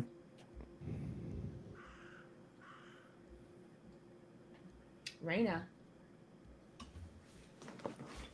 All of a sudden, Dragon God swoops down looking for cookies. All right. So you are all headed to the market area. Is there any certain type of shop you're looking for?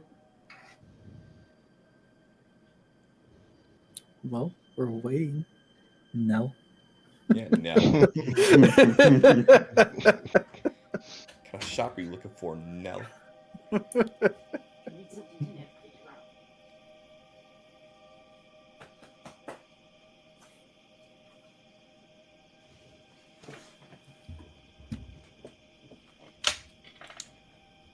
And then with that, everybody go ahead and roll initiative. No, I'm joking. What?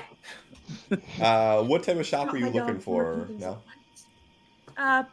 Nell's just looking around for anything that looks like perhaps they'd be selling any form of odds and ends where this geode would be something they'd be happy to receive. So you find a high-end store called Opulence. There is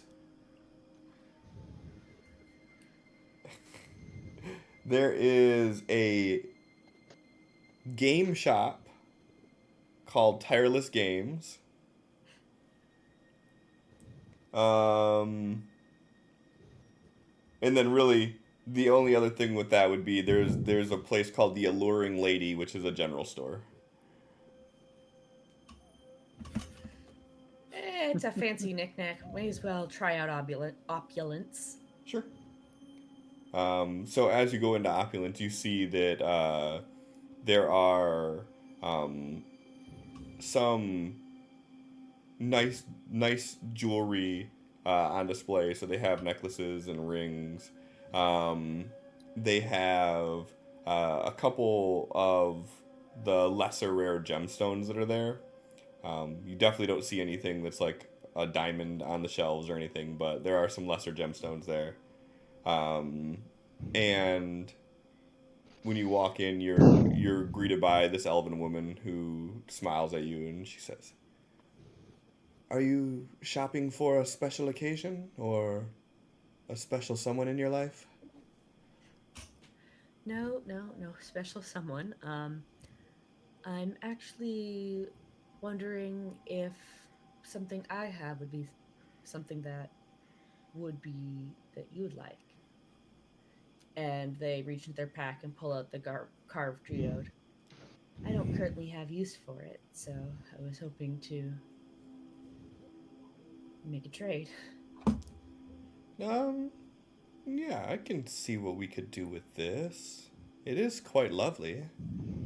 And she walks behind the counter and she picks up like this thin pair of like gold armed glasses with just a single lens on it, and it's got like a little magnifier to it. And she's like, "May I?" Of course. And Phil she hands takes it it and over. she's kind of looking around at it. She's like, "Well, as lovely as it is, it looks like it's just a probably a normal salt formation. We get a lot of those around here due to the ocean winds, but I do like the color of it. I could probably give you 10 gold for this."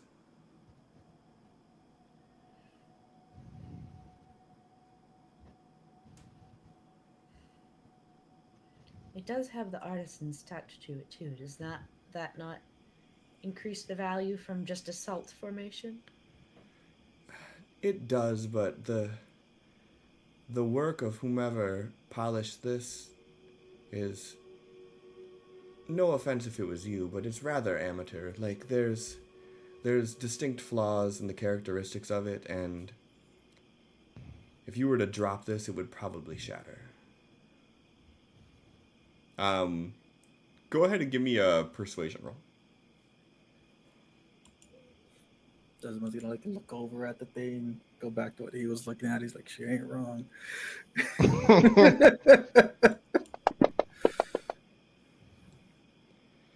Um, just like,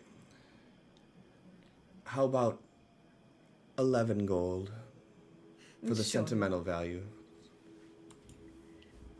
Yes, please. Thank you. Whatever. A gold's a lot to know. You have to remember that. So imagine how 10 would feel. Eh? All right. Yeah. So she takes it and she puts it on a shelf behind the counter, um, and she opens up her little register and pulls out 11 gold coins, and she hands them over to you. Woohoo! Thank you very much. And if you are feeling generous and would like to give some of that back, there's plenty of things here that may strike your fancy as well. Nell will spend some time looking around, but they're not really too interested in most things that are pretty shiny tidbit knickknacks. Which this store is pretty much all that. Yeah. Like, they'll admire them and be like, that's nice. Anyways. Yeah, Desmond everything that is you're like showing interest looking- in, she's coming up and giving you like the history of it. Desmond like- is like looking over each and every little knickknack and thing he can see in here. Yeah, you stop at one. She's like, "Oh, that one came off a ship 2 months ago from Ozo." She just has like little quips and history about every little piece that you come across. Is there anything that like really stands out in the store? I mean, it depends. Like, is there anything you're actually looking for? Because I mean, to the average person, if there's not anything you're in the market for, I mean, it's just a lot of pretty. It's a lot of pretty, brooches, necklaces, rings. Paperweights, bookends, Um, junk.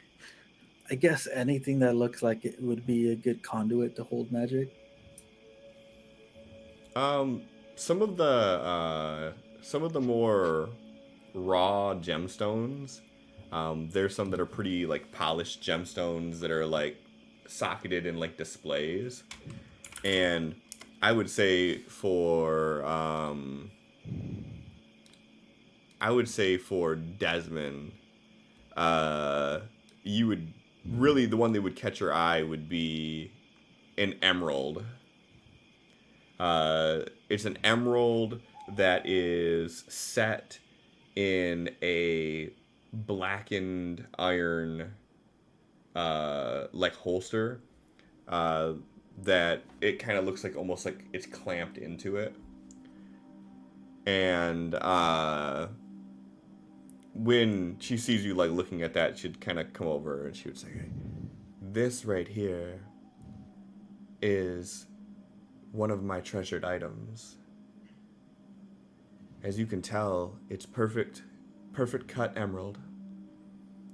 And if you look inside of it, some people say that there's some mote of magic about it."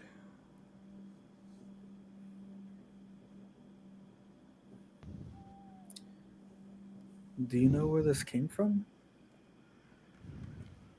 Well, I know the story that I was given when I bought it is that this was brought from the astral harbor, that a fisherman found it directly from the elemental planes. A master jeweler spent months curating and tweaking the look of this to get it exactly how it is for you today. And when that master jeweler came upon hard times, he had to auction off some of his collection. And this was one of the ones I was fortunate enough to get.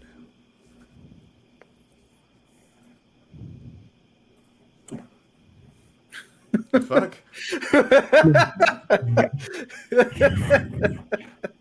You good? Yeah, Okay. trying to turn undead. So Straight's freaking out over there in the corner. They're like, like,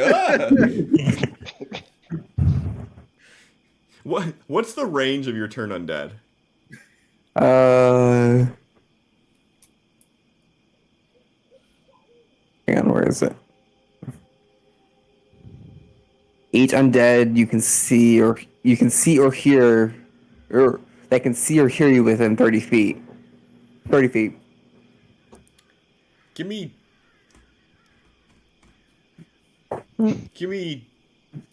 2d20.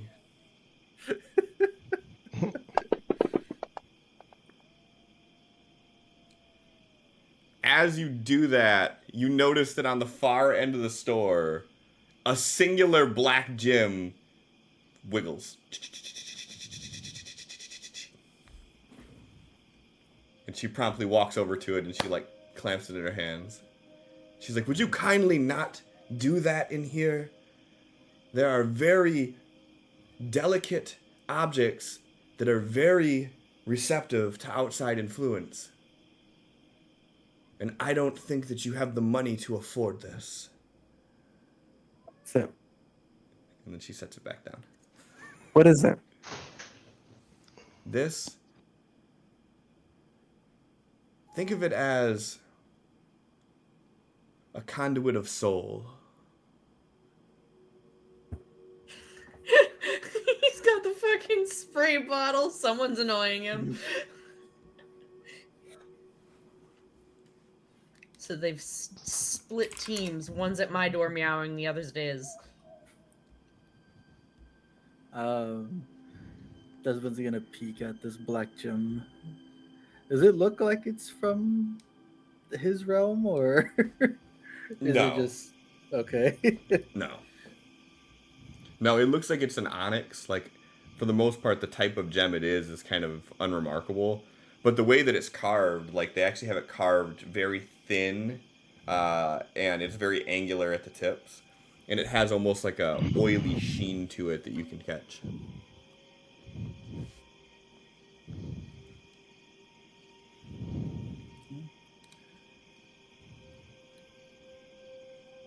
I will say some of these have piqued my interest, but I think I'd rather sleep on it rather than jump the gun and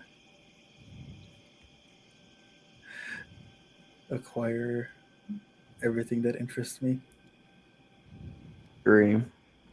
But I am curious, how much is this one? You talking about the black one? Mm-hmm. That one would be 500 gold. Why so much? What about this, besides just a conduit of souls, would make it so much? A gem that has inhabitants from another realm within it? I think that the answer to the question is the answer within itself.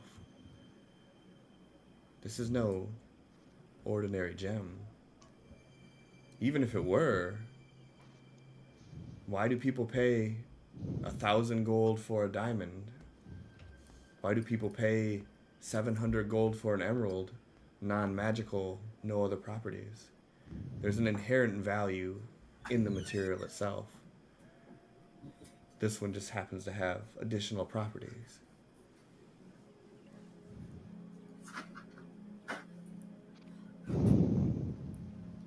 She kind of takes it and she puts it in your hand and she kind of closes your hand around it. She goes, "Can you feel the power within it?"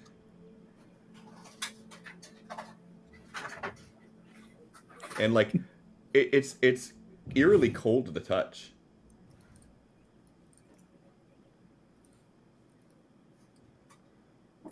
Can. And like while she's got her hands wrapped around your hands on it, she's like, "And do you have 500 gold?" Not at the moment. And she like takes it out of your hand real quick and she goes, "And to my previous statement, if you were to do anything to break this, you couldn't afford the cost.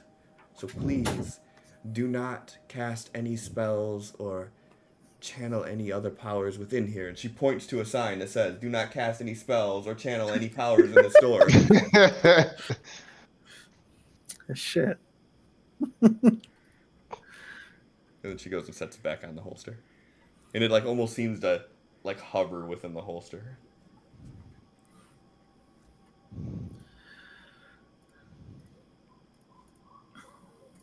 These are remarkable, but I don't think they are to the scale that I am looking for. No. We do have some larger gems, but we don't keep those on the floor for display.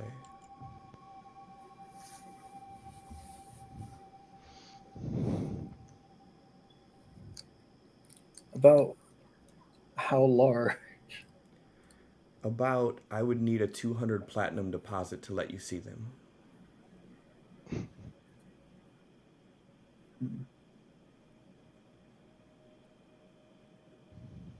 Of course, Nell's it would head be just given back slowly to you. turns and looks at Desmond like, "What do you mean?" She don't say it, but they have this look on their face like, "You just had that."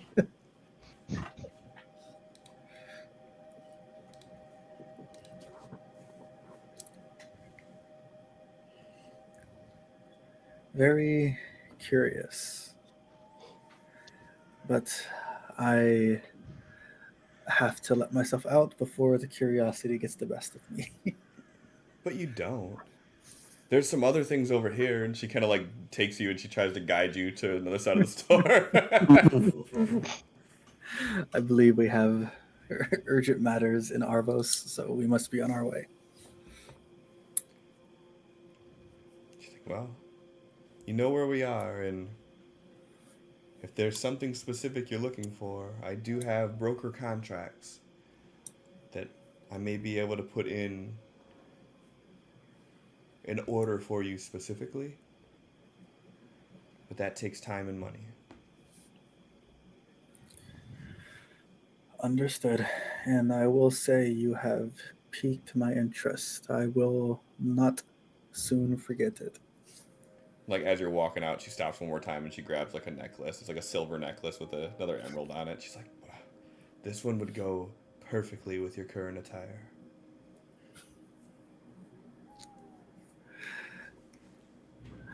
The larger, more exclusive merchandise. Desmond will like give a little nod and head out. Nell follows, having been amused with the whole interaction with the woman. Like, oh, this is the one with the money. I see. Got my mark.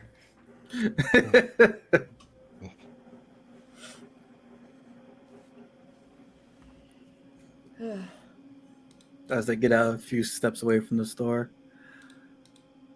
I was about to trade in our freshly cut diamond for something in there, so I needed to leave. Thank you. Yeah, I can see why that might be frowned upon by others when we're trying to use those funds to benefit all. You hear 2 clicks in Roderick's direction.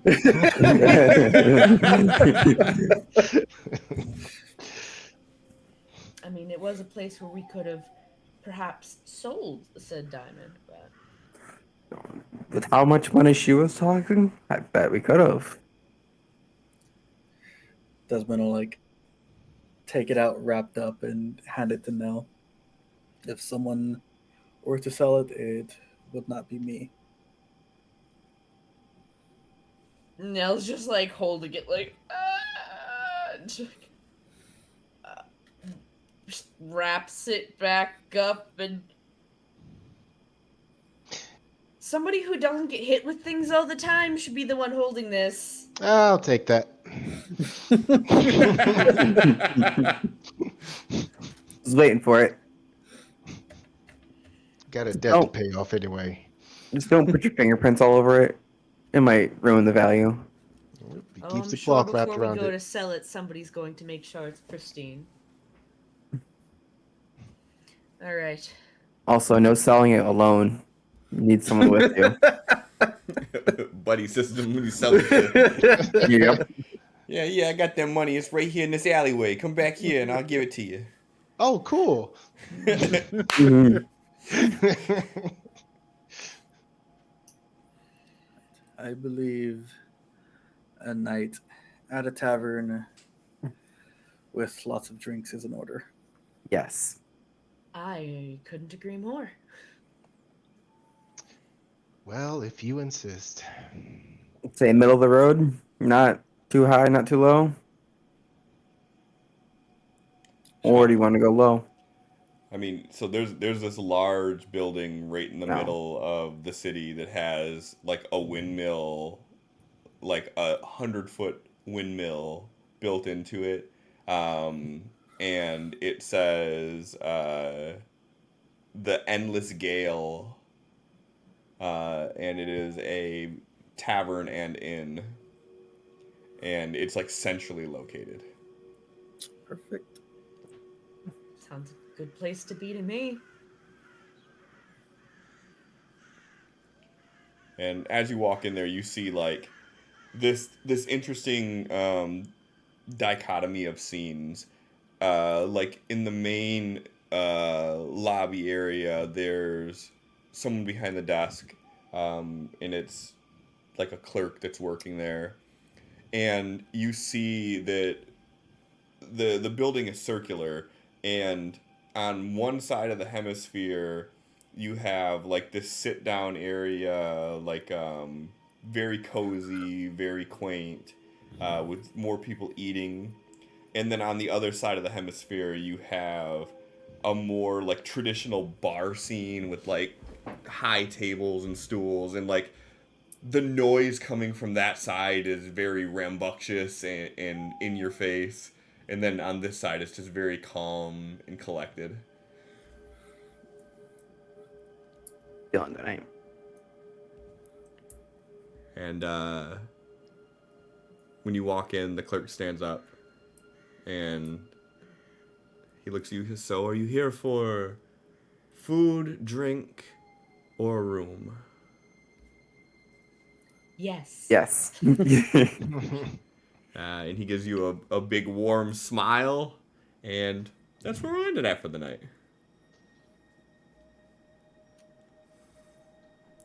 So, yeah. Actually, ending on a good note. Yeah. Every once in a while we get to do We that. do that sometimes. So, yeah, thanks everybody for hanging out. Are we doing next week?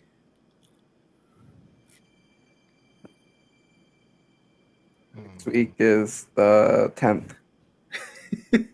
Yeah, next week is Jay's housewarming party.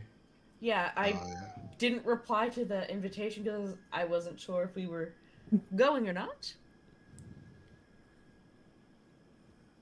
I have a sore throat, and everyone in my house is sick, so I don't know how bad it's gonna get for me. So Alright. odds are I'm probably not gonna go to that if it gets too much worse.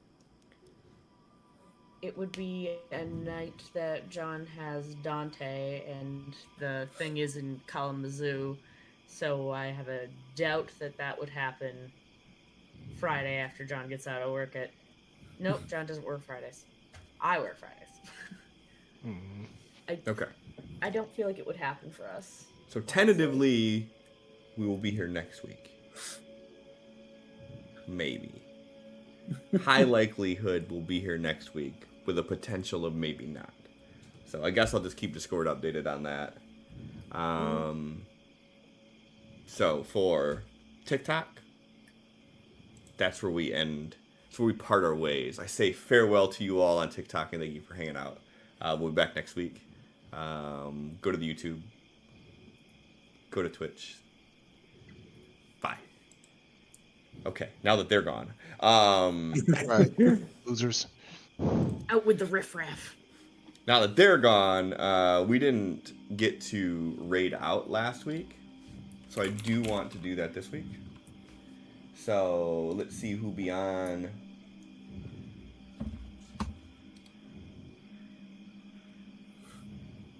Mad Bird streams. Always a good choice. Let's do that while we have a chance, because otherwise they're going to end stream now, and then we're not going to get a chance to do it. How it always goes. So we'll raid out to there. I appreciate everyone for hanging out. We'll tentatively be back next week, but I'll update Discord for certainty. Yeah, thanks for hanging out.